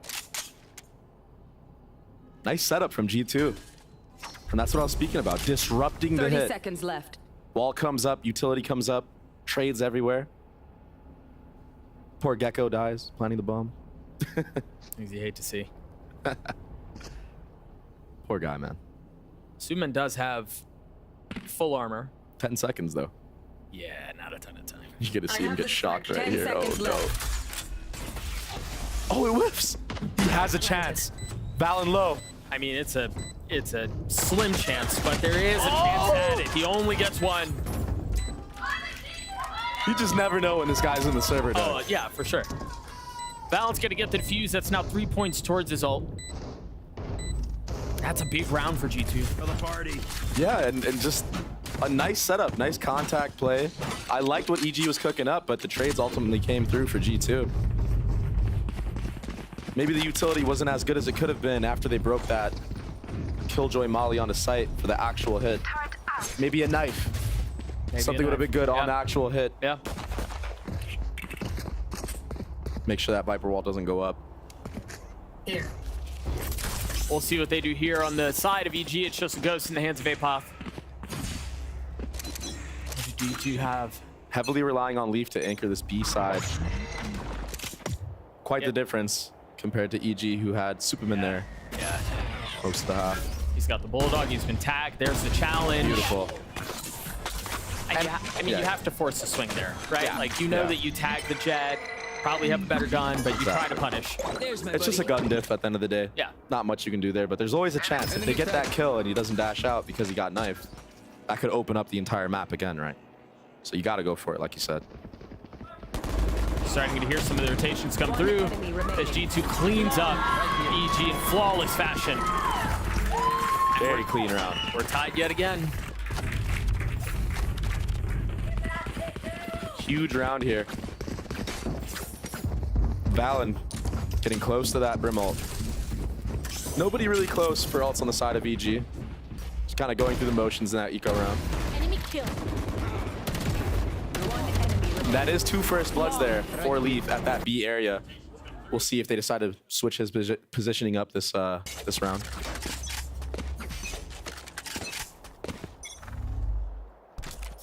Still at B, on top of yellow this time. Looks like he has a really good read of how Jogamo likes to play this side of the map. A little bit of space taken from Jonah This P. is really aggro. Yeah. From a Sova. It seems like they want to keep going, too. Look, Valen over his shoulder. They're taking some of this space. And I like that. Leaf just doesn't like what he sees there. He's like, I'm going to back off. Let me play some spam. Got the KJ Molly to delay. Plant. Or picked up for Derek. A little bit closer to having that ult on mine. Spike's not even in hand right now. EG are just wanting to feel things out, see if they catch anything. Meanwhile, that aggression defensively from... Super aggro. Yeah, Asa just keeps coming. You're forcing them. You're corralling them and funneling them B. What a shot from Derek. Wins the 1v1 on Leaf. And this opens up a lot of options for EG. Where do they go with him? Look at how... Look at APOP. Yeah, he's been so patient. They're going to come back. He heard the rotate. 30 seconds This all left. stems from that kill, Doug. Can Net cut things off at least a little bit? Oh, Derek too aware. Yeah, he's got to know. He's got a Vandal too.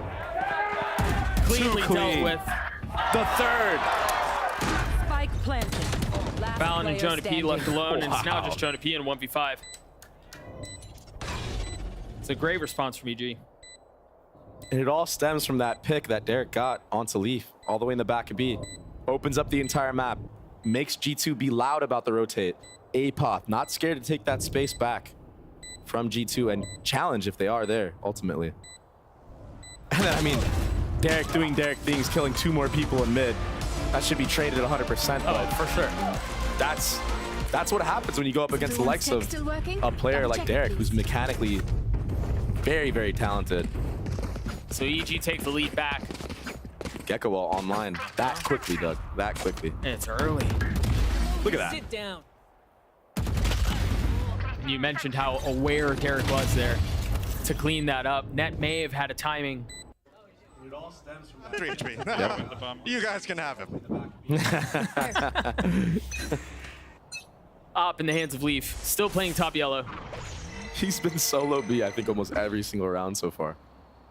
So nothing really changing from the likes of G2 setup. No. We're going to get to see this Jogamo Leaf duel again. Yeah, this time Jogamo really pushed up behind the box. So if Leaf is aware of this. It's not an angle that you usually pre-aim. Oh. That was close. Jogamo now starting to taking creep his timing forward. now. Oh, this is so crazy. It's a game of centimeters. Oh, it's so tense. Oh. Procs the dash, lands the shot. Meanwhile, on the other side, the ult has been used. The space has been taken. They should be able to get the spike down. And this is Valen is ult. There it is. That's going to delay for a little bit longer. Meanwhile, G2 seems like they're going to send a couple across the middle of the map and maybe hit a late flank. Superman wise to it. Oh, poor guy. Fails his mission. They've made 2 attempts now at committing to getting the spike down. You want more? Maybe third time's the charm. So much delay utility from G2.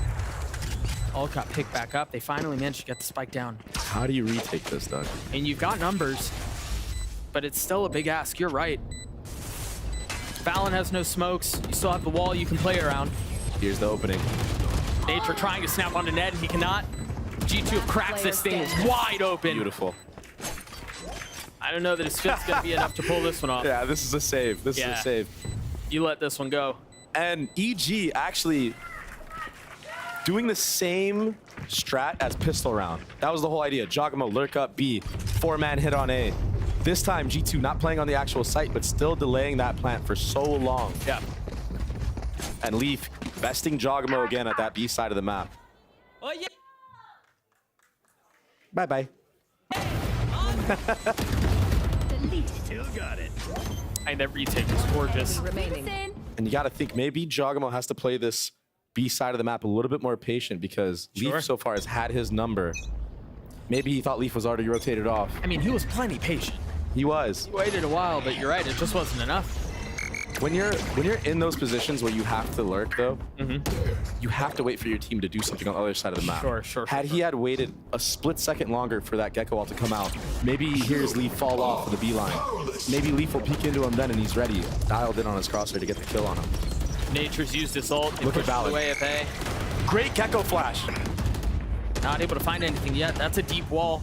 With the Viper Molly on the bomb. P has to wait on the other side of it. You start to see the spam to try to clear it out. From up top, managing to survive the opening shot of the op. A 3v3. Spike's still not planted. They might flip this. Superman's gone exploring. They don't have I don't know that they can. Yeah. It's too What a far shot. up. Jonah P's clean with it. And now you have a fight on two fronts yet again. Can Superman find the timing? Can he find the space? Surely he's not expected here. I love this from Superman, Doug. But does Nature creep forward to draw some attention, create some space for Superman to take? He has to. There's the first swing. It doesn't connect, and now 30 seconds you've got to left. understand that there's likely a flank. Trent trained. Did he see him? On the angle. Takes a little bit of damage. They're both weak. Great Molly. Can he make it to B in time? Ops to stay. 15 seconds left. I don't know that he really had much of a choice. He still has to deal with the 1v2. They're both very weak. 42 and 50 HP. Surely not. He's got plenty of armor. Oh my gosh. He's got plenty of time. No utility. Guns on the other side. Trent. Great jiggle from Trent. The first leg shown. Wow. And Leaf cleans it up. Oh. What a jiggle. That was perfect. Shows him an elbow. Baits out the shots. Leaf already knows what to do from that point on and saves the op into this round. And EG, they look good on their sight hits, but not able to get that bomb down. Maybe need to plant in a different spot. Maybe plant more in the open where that Viper Molly isn't landing on default. The retakes have also looked really nice from G2. Very confident in the retakes. Wow, nice try, nice try. They sound like us out there. Yeah, NT. NT. Leaf still with op, 1 point away from Blades. And they've won, G2 have won 4 of the last 5. You're starting to see perhaps some of the cracks of this comp and its lack of efficacy on the attack side. Beautiful setup. Perfect.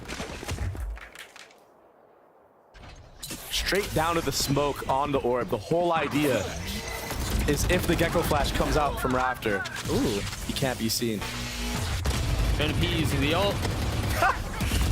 Down you go. Little guy was on solo mission there. Basically just delivered the bomb to There you go.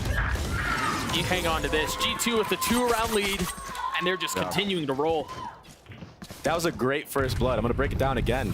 That smoke, the whole point of the brim smoke on the orb was to deny Derek's Gecko Eye from seeing him. Allows him to get pushed up in the aggro spot. We break the turret for our teammate. We get the first blood. Beautiful. Beautiful setup for Leaf there. And this is what we see G2 do so much with their previous duelists, whether it was Saya, whether it was Tex, setting them up for success. Yeah, they did that really well there. So important to do that. Leaf finally having an amazing performance. I mean, he's gone aggressive again, eh? Very reminiscent of what we just saw. That's that conditioning that deep smoke on the orb. This time Jonah P's up with him. This is a really nice defensive setup from G2. You've got the alarm bot mid, you've got aggressive space past 410A. And because of that, you can lean 3D. What? I don't know how or where that shot came from. So Jonah P has been playing that spot quite a bit in Nest that sees the Heaven walk up. So I don't know if Apoth saw that in a previous round and pre-aimed it, or he just flicked them, but huge first kill for them. We'll see if we get that on the replay. Here's the reaction for They G2. want to go mid. Superman's there. Perfect. Him and Apoth locking this area of the map down. Leaf and Trent with plenty of money. What a cool flash. No real teammates to work with. The wall's going to keep him back. Trent drops the first. Still a 2v4. Oh, surely Leaf heard the step in kitchen. I would think so, Yeah, yep. he did. That op is staring right at it. Still so tough for Leaf here. They're just so heavily outnumbered. Yeah, this has got to be a save. Yeah. Honestly, if he can just get out with the op, that's a W for G2. Yeah, I don't know that Trent has the He's same. going for it. A shorty. Oh! Ill-advised. They both fall. Yeah, they have plenty of money. It'll be fine, but a huge round from Apoth to keep this thing close. And I speak so much about fundamentals. We get the first blood on the side of EG. What do you do after that? You already have your massive players towards the B side. Oh, just saw a knee. Is that what that was? Yeah. But this right here, this replay, so aware, EG, that G2 is going to want to try to even the numbers, try to get even again, right? Yeah. They have to make a play and just waiting for that aggression, punishing both of them and not going down. We'll see here what they do on the attack side. Jogamo has his ult online. I believe this is the first of the attack side. See what ideas they have with it. This smoke just causes so much doubt in the minds of EG. Is there a guy pushed up? Is there a guy in that smoke trying to finesse us? Now they know, but having to risk your body to get that info is always rough. Look, they're still worried about it. They still have plenty of time to work with, to be fair. Apoth has his ult, Superman does too. Sound sensor up. What is the setup here? I think Jaw will be using this ult on the hit. I think Nature's waiting for his knife too. Let's see if they make the adaptation of changing the plan spot. Nature's knife online. There's the flash. Viper ult comes out in reaction. Does that? Oh, it didn't hit. Oh, it whiffs. Fallon's trying to find So some much safety. utility. There's nowhere to go, but he somehow manages to dodge all of it without taking any damage. And this is a very deep KJ ult. He's gonna creep forward. Oh my gosh. Is he gonna get the timing? Gets one, gets the second. Fallon not able to get on the third, but the damage has been done. He's bought the time. They get the spike down. Numbers in favor of G2. And Op in a situation like that, that's gonna be tough to find value with Superman creeping forward. Pit still in play. This wall too. Does it block him? Does he have to jump over it? No, it Gone just now. comes down. Are you expecting Derek here? No. No, you're not. Oh, he's not able to get the second. A 2v2 as the spike ticks away. There's not a lot of time for this. If they're going to do something, they've got to do it now. Wow. The fadeaway, leaving Net by himself, having to take the fight into the sensor. It will not be found. We're tied at 10. Giacomo placed that sensor at the start of the round and gets value with it that late. So clean. Different layers, able to fall back, aware of his utility like that. Derek, another ult online. I mean, this play from Balon was massive. And honestly, he did as much as he could in that moment. Yeah, he really did. That's ideal for you. You getting 2-1 right there. Should have been an easy retake. As like a last desperation attempt, for sure. And I don't know who Superman killed there in screens, but maybe a little bit of a fumble from the side of G2. We're right back into the action. We're already seeing some of this early aggression from EG towards B.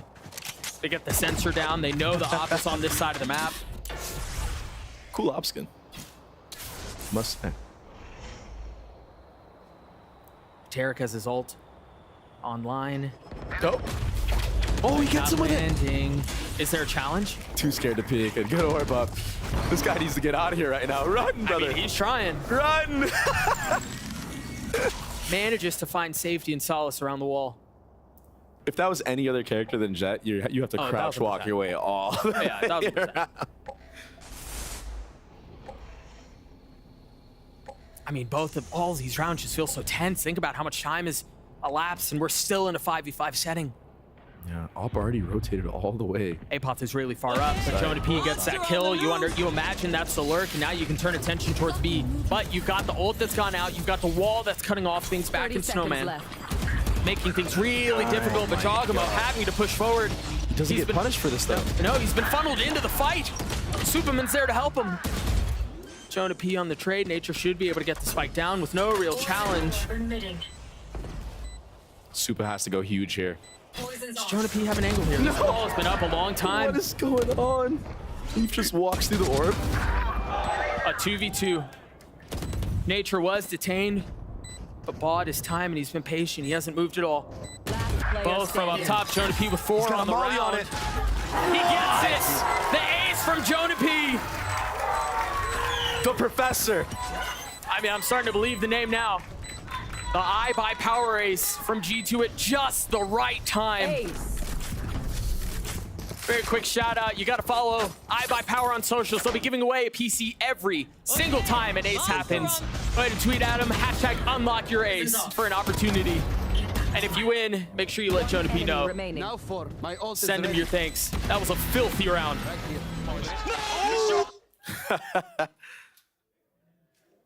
Oh, he's playing to the crowd now. He looks comfy up on that stage, man. And Superman, I mean, I said it. He had to do some heroics there, and he really did a lot. Yeah.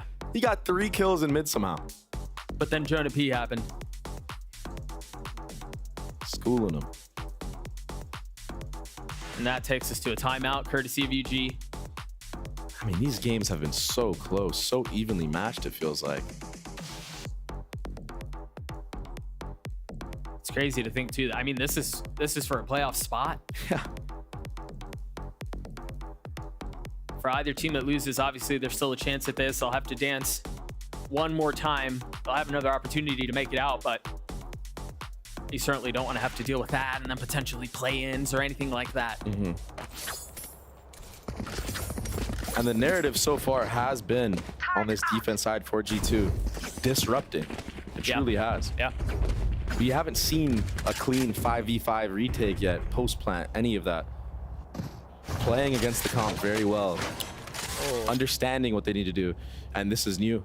They're up really far on this barrier. 2 new players opping right now. Jogamo op on the board, Net and op on the board, cycling these things. Are they gonna that go allows aggressive? Leaf to go aggro, yep. Yeah, are they gonna go aggressive B here? First time they've done this, by the way. Oh, they're just waiting. They're ahead of the knife. Yeah, they're ahead of it. They don't know, but Jogamo still hits a shot. The Hunter's Fury as Valen tries to find his timing, gets a kill onto Nature. And once again, the round thrown into disarray. Here's the reaction, Doug. Taking fast mid control. And Apoth finding value with it. Trent trying to trade it back, and he cannot. Apoth continuing to impress. I don't know why Valen just walked through the smoke like that. He had all the info. One bot broken in mid. There it is. Shout out Wingman. The little guy finally got it down. Numbers in favor of EG. Jonah P's weak. Net has the op. You imagine you just try to save it here. Oh, this is huge. Player standing. Wow. Yeah, that should decide the round. What a round from Apoth, man. Again, man. Like, he continues to step up in these big moments. This player has been making the right decisions reactionary. Yeah. It's just been Every sick time. to watch every single time. And you know, yeah, he gets punished sometimes, but he understands that he has to take that timing in that small window that he has, right? Because if he doesn't, the round's over and you just lose. It's very nice having a player like that on your Can team. that save the op? They know where he is now. The money's not great for G2. This is big. KJ diff? We're not going to get to see it, are we? KJ diff? Can he dance around and stay alive? Oh, he doesn't get it! I mean, that's tough, man. You go for the no-scope. No-scoping in Valorant is very hard. I mean, no real choice there. Yeah, you had to. And so now G2 call a timeout. The money's not great. Perfect first blood. And I thought Jonah P was going to get tremendous value with that Sobol. I thought so too. Between the Sobol and Valen in an aggressive position. But just not the case. Yeah, you see the money there for this side of G2. It's not great. That was a huge round to win for G2. I mean, for Evil Geniuses. And again, the implications of not being able to carry the op over are massive. And they saved their op. this changes the entire pace of the defense side of the game for attacking as well. Now that there's an op on the field on the attack, you're going to see a lot less aggro peaks out of G2. And they don't have an op back, especially. That causes the defense to play differently. That might give EG the room to actually get a bomb plant down because people will be hiding back sight into these areas. They're scared. They don't want to even jiggle. Right. Against the likes of Jogamo. And for good reason. Mm-hmm. A couple mistakes, you know, like Valen walking through that smoke, even Nature trying to walk through that B main area gets caught out. It's a game of mistakes right now. Yeah. Who's gonna make more, Doug? Or who'll make the last one even, yeah. There you go. Just pistols for G2, light armor on 3 members, but imagine most of the conversation was on what's gonna take place in the following round. And for EG, if you're in this position, you just want to get through this as cleanly as you can. Save all the weapons you can. Yeah. It sets you up really nicely.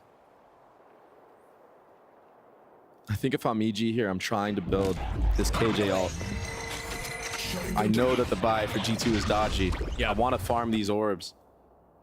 But he's on an island over here holding for the aggression, which is fine, you know, safe play. Mm-hmm. They do have the KO ult. Will they invest it into this anti-eco? Again, I would think they want to get through this with investing as little as possible. That would be ideal.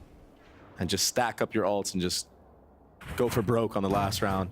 Get the dub. Obviously, you got to win this one first, though. Right.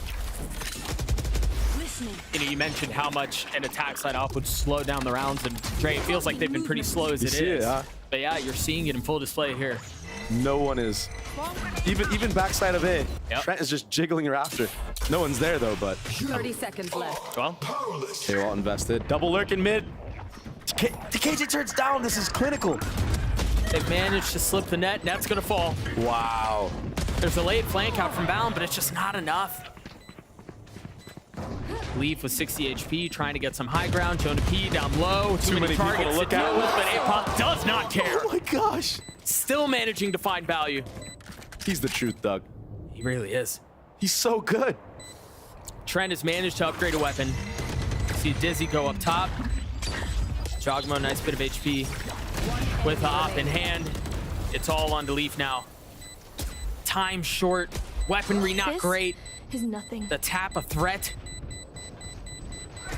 Derek potentially. Nice. Yeah, he should be able to get away too. Goes around. It wasn't as clean as we thought it could be, and the op is not on the field, but I do believe APOP will have enough money if they want to get an op into this round. And it looks like they're opting not to. Oh, it looks like, no, yeah, you're right, they Across won't. the board. I would not be surprised here if they take early control B, give Superman an orb, give him the bomb plant with the KJ ult down, so he's safe, and the Viper pit comes out. That's what I would try to set up into this round. Oh, I think on the side of G2 as well, you see, because of how they've managed their finances, Leaf is able to carry an op and Blades into the last. So if they do want to go B, they're going to have to get past this thing first. And they have the utility to do so. The question is, can Leaf finesse all this utility? And the op is up, actually, from the likes of Jaw. Didn't see that. They did decide to invest it back into this round. So much money. But they're going to dry swing right into Leaf, I think. That flash didn't tag. It's off the angle. Kind of scary. That's the second time the Dizzy's been used. I don't know if they're ready for this now. Oh. The jump spot is perfect. And the swing behind it. Couldn't kill him, though. Yeah, you're right. That was gross. That could have been round over right there. Well, look at APOP already working the A side of the map. And fought Superman. Apologies. That's my boy, you know. We're cool like that. We've seen this approach before. A little bit of noise made B, APOP takes space A, and it really opens up the map on the attack side. But I don't think they want to end B here. Not with where that wall is, not with where that sensor is. The tension continuing to build. 30 seconds left. You should run. APOP with the ult. 30 seconds KJ left. should give them the sight. And if they get bombed down, Doug, we've seen how deadly this comp can be on post plant. They're going to have to wait it out. Here comes the delay. But is it going to be enough delay? He's pushing Raptor. He's so up. He's so aggressive. It's such a huge kill. It's 1 for 1. 13 seconds left. Spike finally scooped up, and it seems like it's going to get planted without any further disturbance. Superman one off ult. Net on the flank. Ult not finding anything. They put the sensor down, though. Jogamo needs to go for an early kill here. And Net needs to find value on this flank if they want to pull it off. Superman not able to land the shots onto Trent. Lee falls value 3 on the round. There's the pit. Oh my gosh. Can Valorant move forward? There it is, Net on the flank. Superman left alone. 2 mollies. Trying to find comfort. 2 mollies and it lands perfectly. In the pit, 7 bullets. Is it going to be enough? They're in a blender. He gets the first. Valen weak. Oh my gosh. Going to happen. The Red Bull clutch for EG as they're headed to playoffs. Superman. What a play. He's so clutch. He's so clutch, Doug. Look at him, 22, 15, and 12. An outrageous performance. We're going to take a look at that one more time because we can talk about Superman, but man, much like Sunset, a team effort. Apoth aggressive, Jogamo doing Jogamo things on the deadlock, and then Superman dancing around the pit here like this, using his spits perfectly. Put him in a blender. He put him in a blender. And what a showing from this EG squad. And I think with this series, there may still be some doubters, but they've been put on notice. This EG squad, yeah, it may be new, but it's not like they're any worse. They haven't taken a step back. These guys are here to play. And that was hard fought. Yeah. Starting the entire series down 0-7, bringing it back and winning the map in double OT.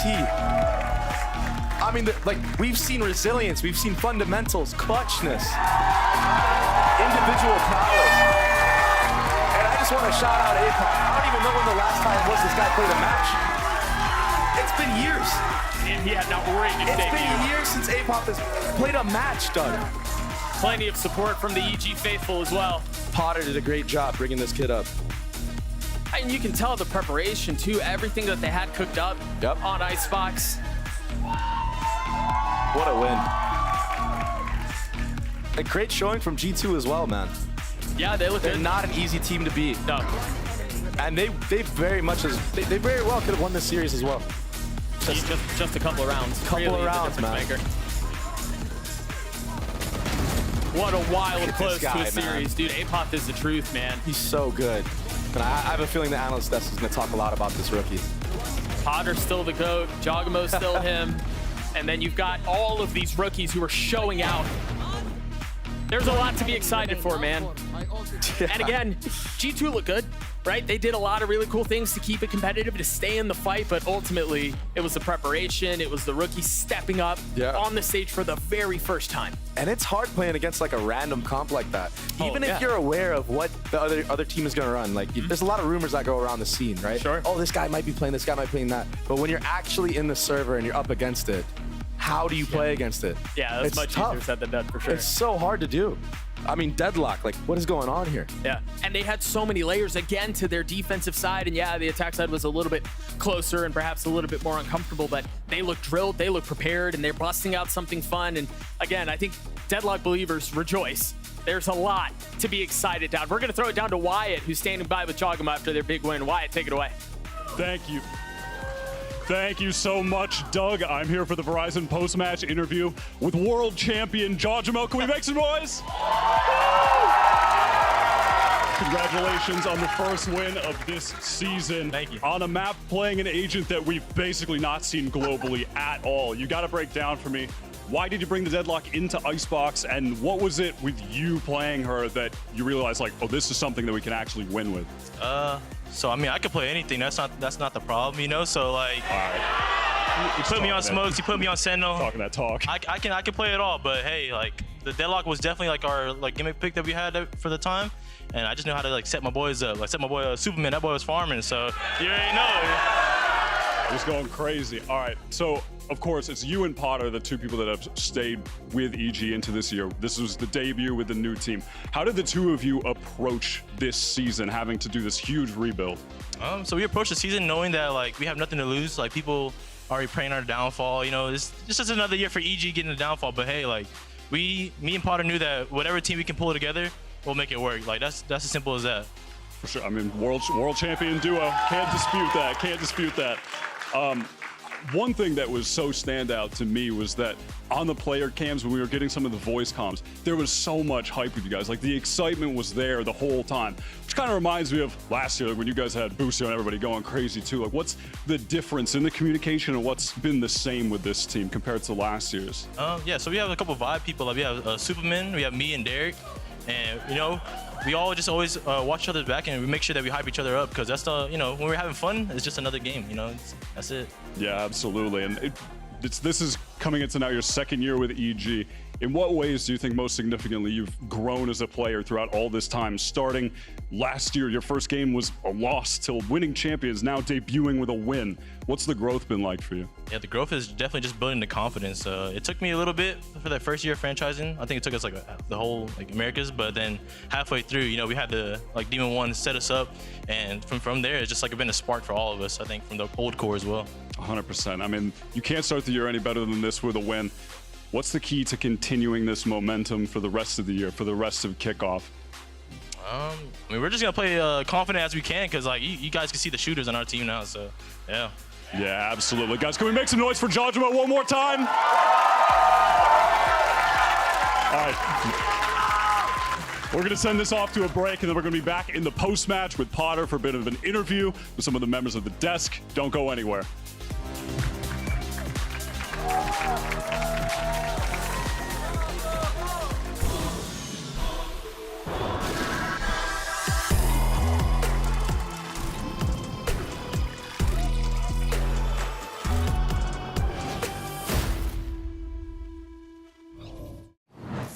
Rachel, you okay? No.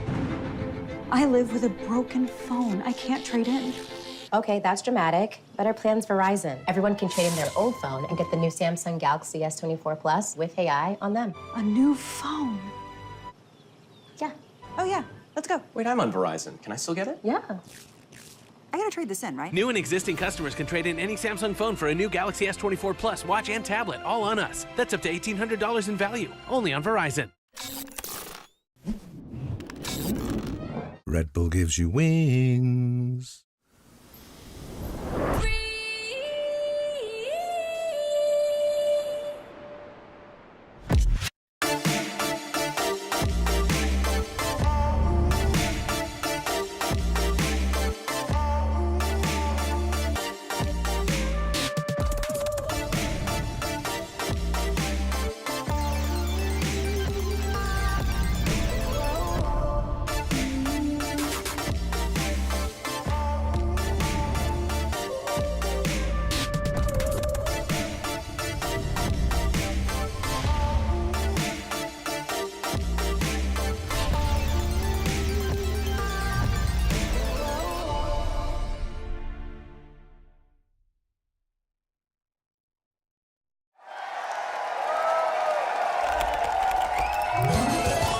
Red Bull gives you wings.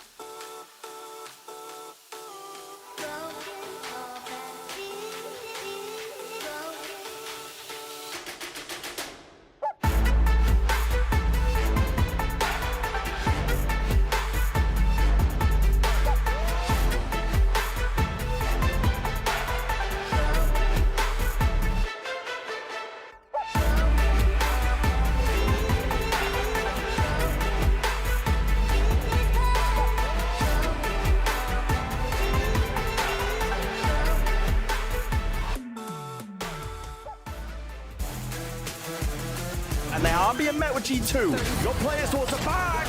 Leaf and Valin respond in kind. Oh, he's just adding bodies to the count. Jorgamo unleashing fury. He's ridiculous today. Welcome back, everybody, to our post-show here. Just the one game today, but my God, did it deliver. I'm joined by Derek, frying today. Rather good to see you. Thank you. And, of course, Potter with Sideshow. Yeah, I'll give you the fist bump. There you go, yeah. I don't quite have Across that the room, yeah. capacity, yeah.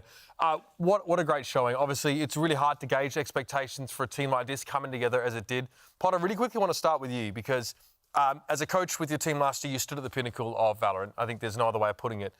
And we saw the emotion and elation in that moment. But today also looked pretty special to you up there as well and the rest of the team. Yeah. You know, last year at the start of the year, it was a much slower start than any of us on EG would have hoped for. So for me this year, it was really important that I put a lot of focus on that not happening. You know, I think even last year going back, if we had a different start, the confidence levels and how we band-aided our problems in week 2, week 3 following thereafter would have been definitely different. So this strong start for us as a new team that, you know, we don't even have confidence in ourselves quite yet, it's pretty incredible. Can you talk to me a bit about how you build that up with players? Because, I mean, you know, obviously, Derek, you've been at the top before, but you are still working with a bunch of people who aren't that experienced.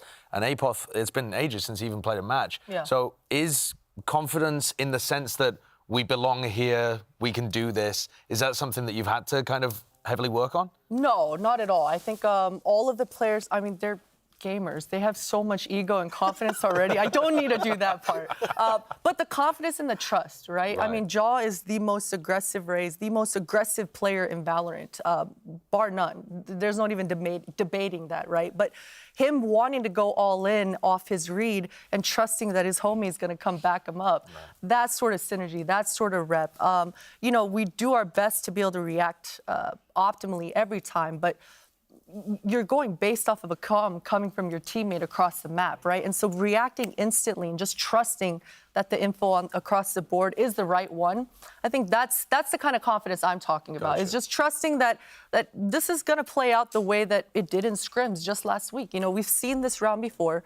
We know how it's going to end. And just being able to visualize the start and the end, I think that's the biggest goal for the squad. Derek, I mean, I'm curious on how you felt sort of walking out there today, because last year, you know, a tough one, ups and downs. I'm sure you felt like you had a lot more to show. I don't think it's safe to say there's a chip on your shoulder. We saw the classic skin, we saw the gun buddy, you know, I mean, I'm sure, you know, you've got your feelings there, but, you know, do you walk out there feeling like, man, I have a ton to prove still? Yeah, definitely. This was definitely my redemption year. I've tweeted it a bunch. I think personally, I had a lot of expectations for myself. I don't think the community did, just because of the awful year that I had, which I don't really care about that opinion anyway. But yeah, I walked on that stage, I felt home.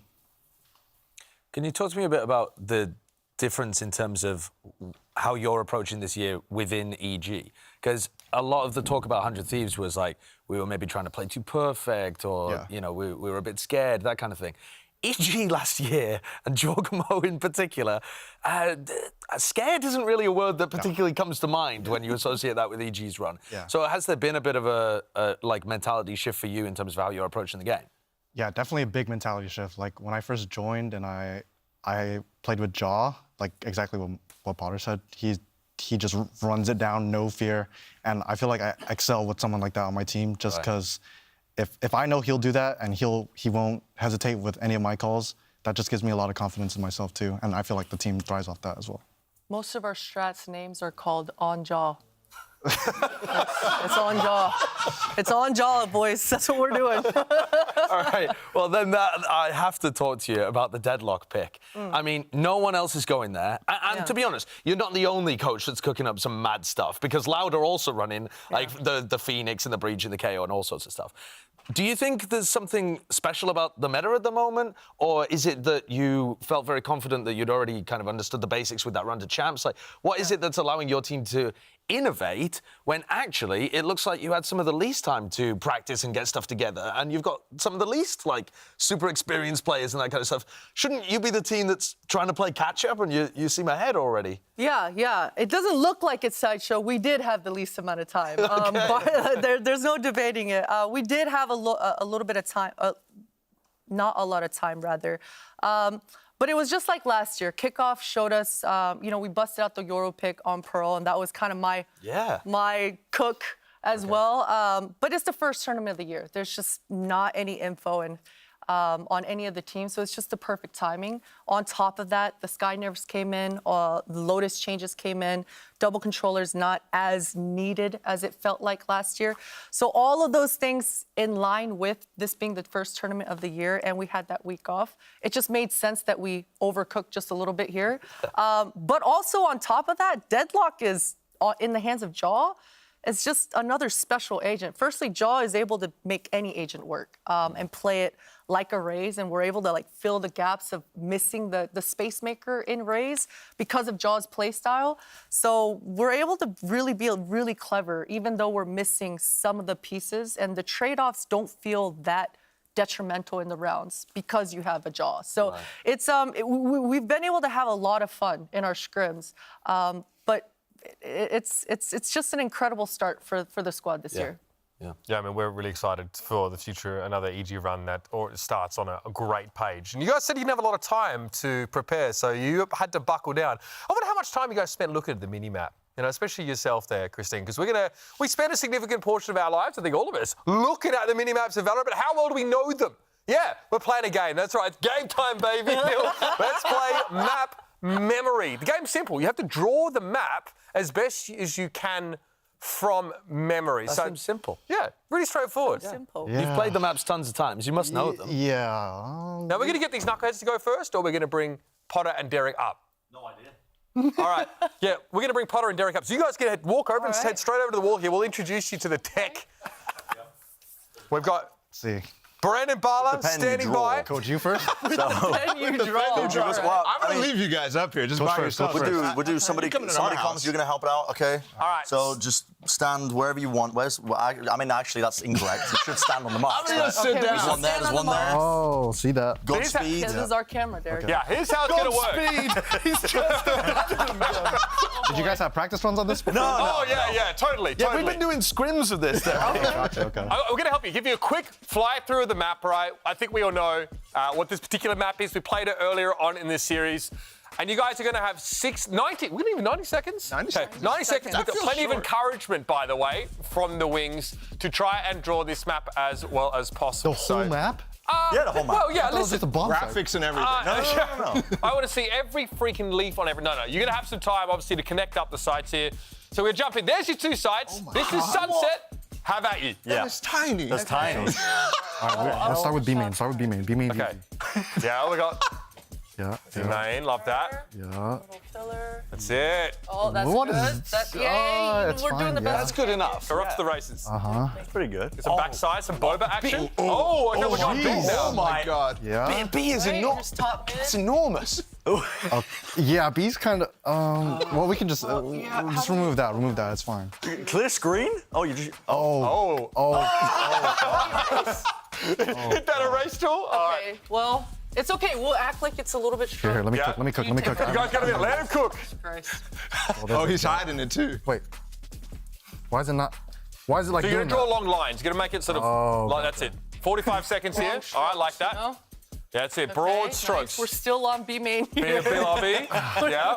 We're getting it down. That is Beautiful. tough. This is Oh, he's draw. I love Another that. pillar. Okay. This is harder than it looks. B main looks immaculate, though. You guys are great with B main. Yeah. 30 seconds, by the way. No time pressure. What do you mean 30 30 seconds. We just started. Okay, 30 okay. seconds. Okay. All right, high five time, Derek. This High is five time. Good. Picasso, I like it. All right. Hey, don't forget the corner that net hidden like 15 times. Yeah, he was hit there quite a bit. I don't know What what is you're going talking on? We start with market. Okay, I'll There's do more it. to the map. Take 2 minutes. 10 seconds left. 10 seconds. Pretty good. Oh my God. Double, That's it. Broad strokes. A main. Oh my God. Whoa. This actually doesn't look too bad. That's actually pretty clear. Not bad. Not bad. That's not bad. You dominated. That's not bad. Did we get a reveal? And there's the reveal. It's basically the same thing, honestly. I mean, it's pretty much the same, right? I mean, elbow is perfect. Listen, I'm not It's not. I'm not gonna lie.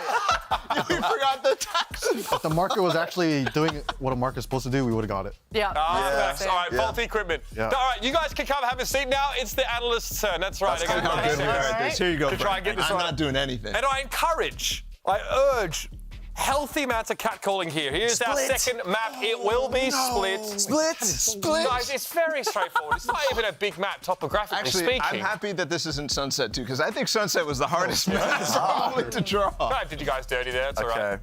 I don't need I mean, I'm just seeing roofs. All Okay. right, B1, B2, there's the sides. 90 seconds. Okay, B main. Yep. Yep, like this, and then there's like this, and then there's like that, and then there's like that, and then there's like. He's drawing in the Moga, stop him! And then, and then the spawn goes down here. What is going on? Where are you off to? What is he? Where are you? It's fine. That's good. It's good. It's good. It's good. It's fine. It's fine. Draw mark. I mean, that's a pretty long. Yeah. What? Stop putting the buzzer in my ear, guys. Doing this, and then there's like this here. Heaven. And then there's the wait. The pillar is pillar's here. Draw heaven. Okay, I got a minute left. Stop drawing. Stop drawing. Wait, this is not fair. Spawn over here. Oh my God! You just pointed your finger. Give it to Bala. Give it to Bala. Bala, go. Take it away. Right here, and then Just use your fingers. I mean, they're already disqualified. They don't. I don't care what they draw. And then we go back up into heaven, and something like this is a box. Wait, what? No, it's not. Keep going. You can go. They're baiting you. I'll do They're baiting you. They're baiting you. They're baiting you. I'll do A. Oh no! Yeah, they are not cooking. Sewers. Help sewers. There's a ladder. There's a ladder. Stop. Main ramp. Hold on. Stop. I gotta go back. Go back. No. Go back. Go back. Stop it. Where are we? Get rid of that. What's happened to the site? Why are we stretched so? No, like this. Okay, there we go. I'm done. Fixable. That was a two-hander. 10 seconds. Fixable. No, we're not good. That's good. Let me connect the dots. Heaven. Map is this? Can we get a signature? This is ropes. That's ropes. Yeah, Everybody, this is a bit about that's great ropes. NFT, boys. Good job. Sign your name. It's a masterpiece. Love that. Bren Hook. I thought he looked reading right. That's what he said earlier today. Woo! Okay. That's it. I mean, you got T-spawn right, so. Yeah, you guys forgot T-spawn. You guys forgot attack That's the too. only thing you guys got right. That's hard. We forgot defense. That's really hard. All right, well, I think you guys win. Yeah. I'm going to give it to them anyway. They especially didn't overheat when the smaller sound effect played in their ears. But I had a lot of issues. You've struggled with that today, Brent. I get overstimulated. I mean, A lot of noises, a lot of stuff going on. I mean, you put a circle on the bloody screen. Yeah, because it was funny. Okay. All right, let's get these knuckleheads out of here. Bye. Derek Potter, it's been great to have you guys here. And my God, you graced our screens with some fantastic gameplay. Looking ahead, day 6 coming to a close now. Here is our bracket as it stands. Tomorrow, we've got 3 elimination matches in a row. You win, you're in the play-ins. You lose, we'll see you stage 1 in April. Cloud9 versus MIBR, Leviathan versus Sentinels, G2 versus Crew. Thanks for watching, everybody. We'll see you tomorrow for a 3-match banger. Until then, stay frosty.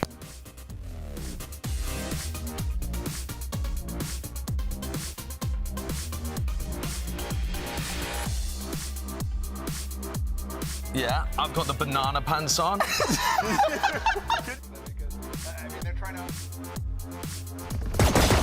One enemy remaining. Swing. 20 seconds. Calm, collected, but Apop is sticking it the whole way. Stops, gets the half. The line bound and Jonah P left alone, and they will not stop. One enemy. Pull them to their grave! Reeling them in! One enemy remaining. Long. One enemy. Ready.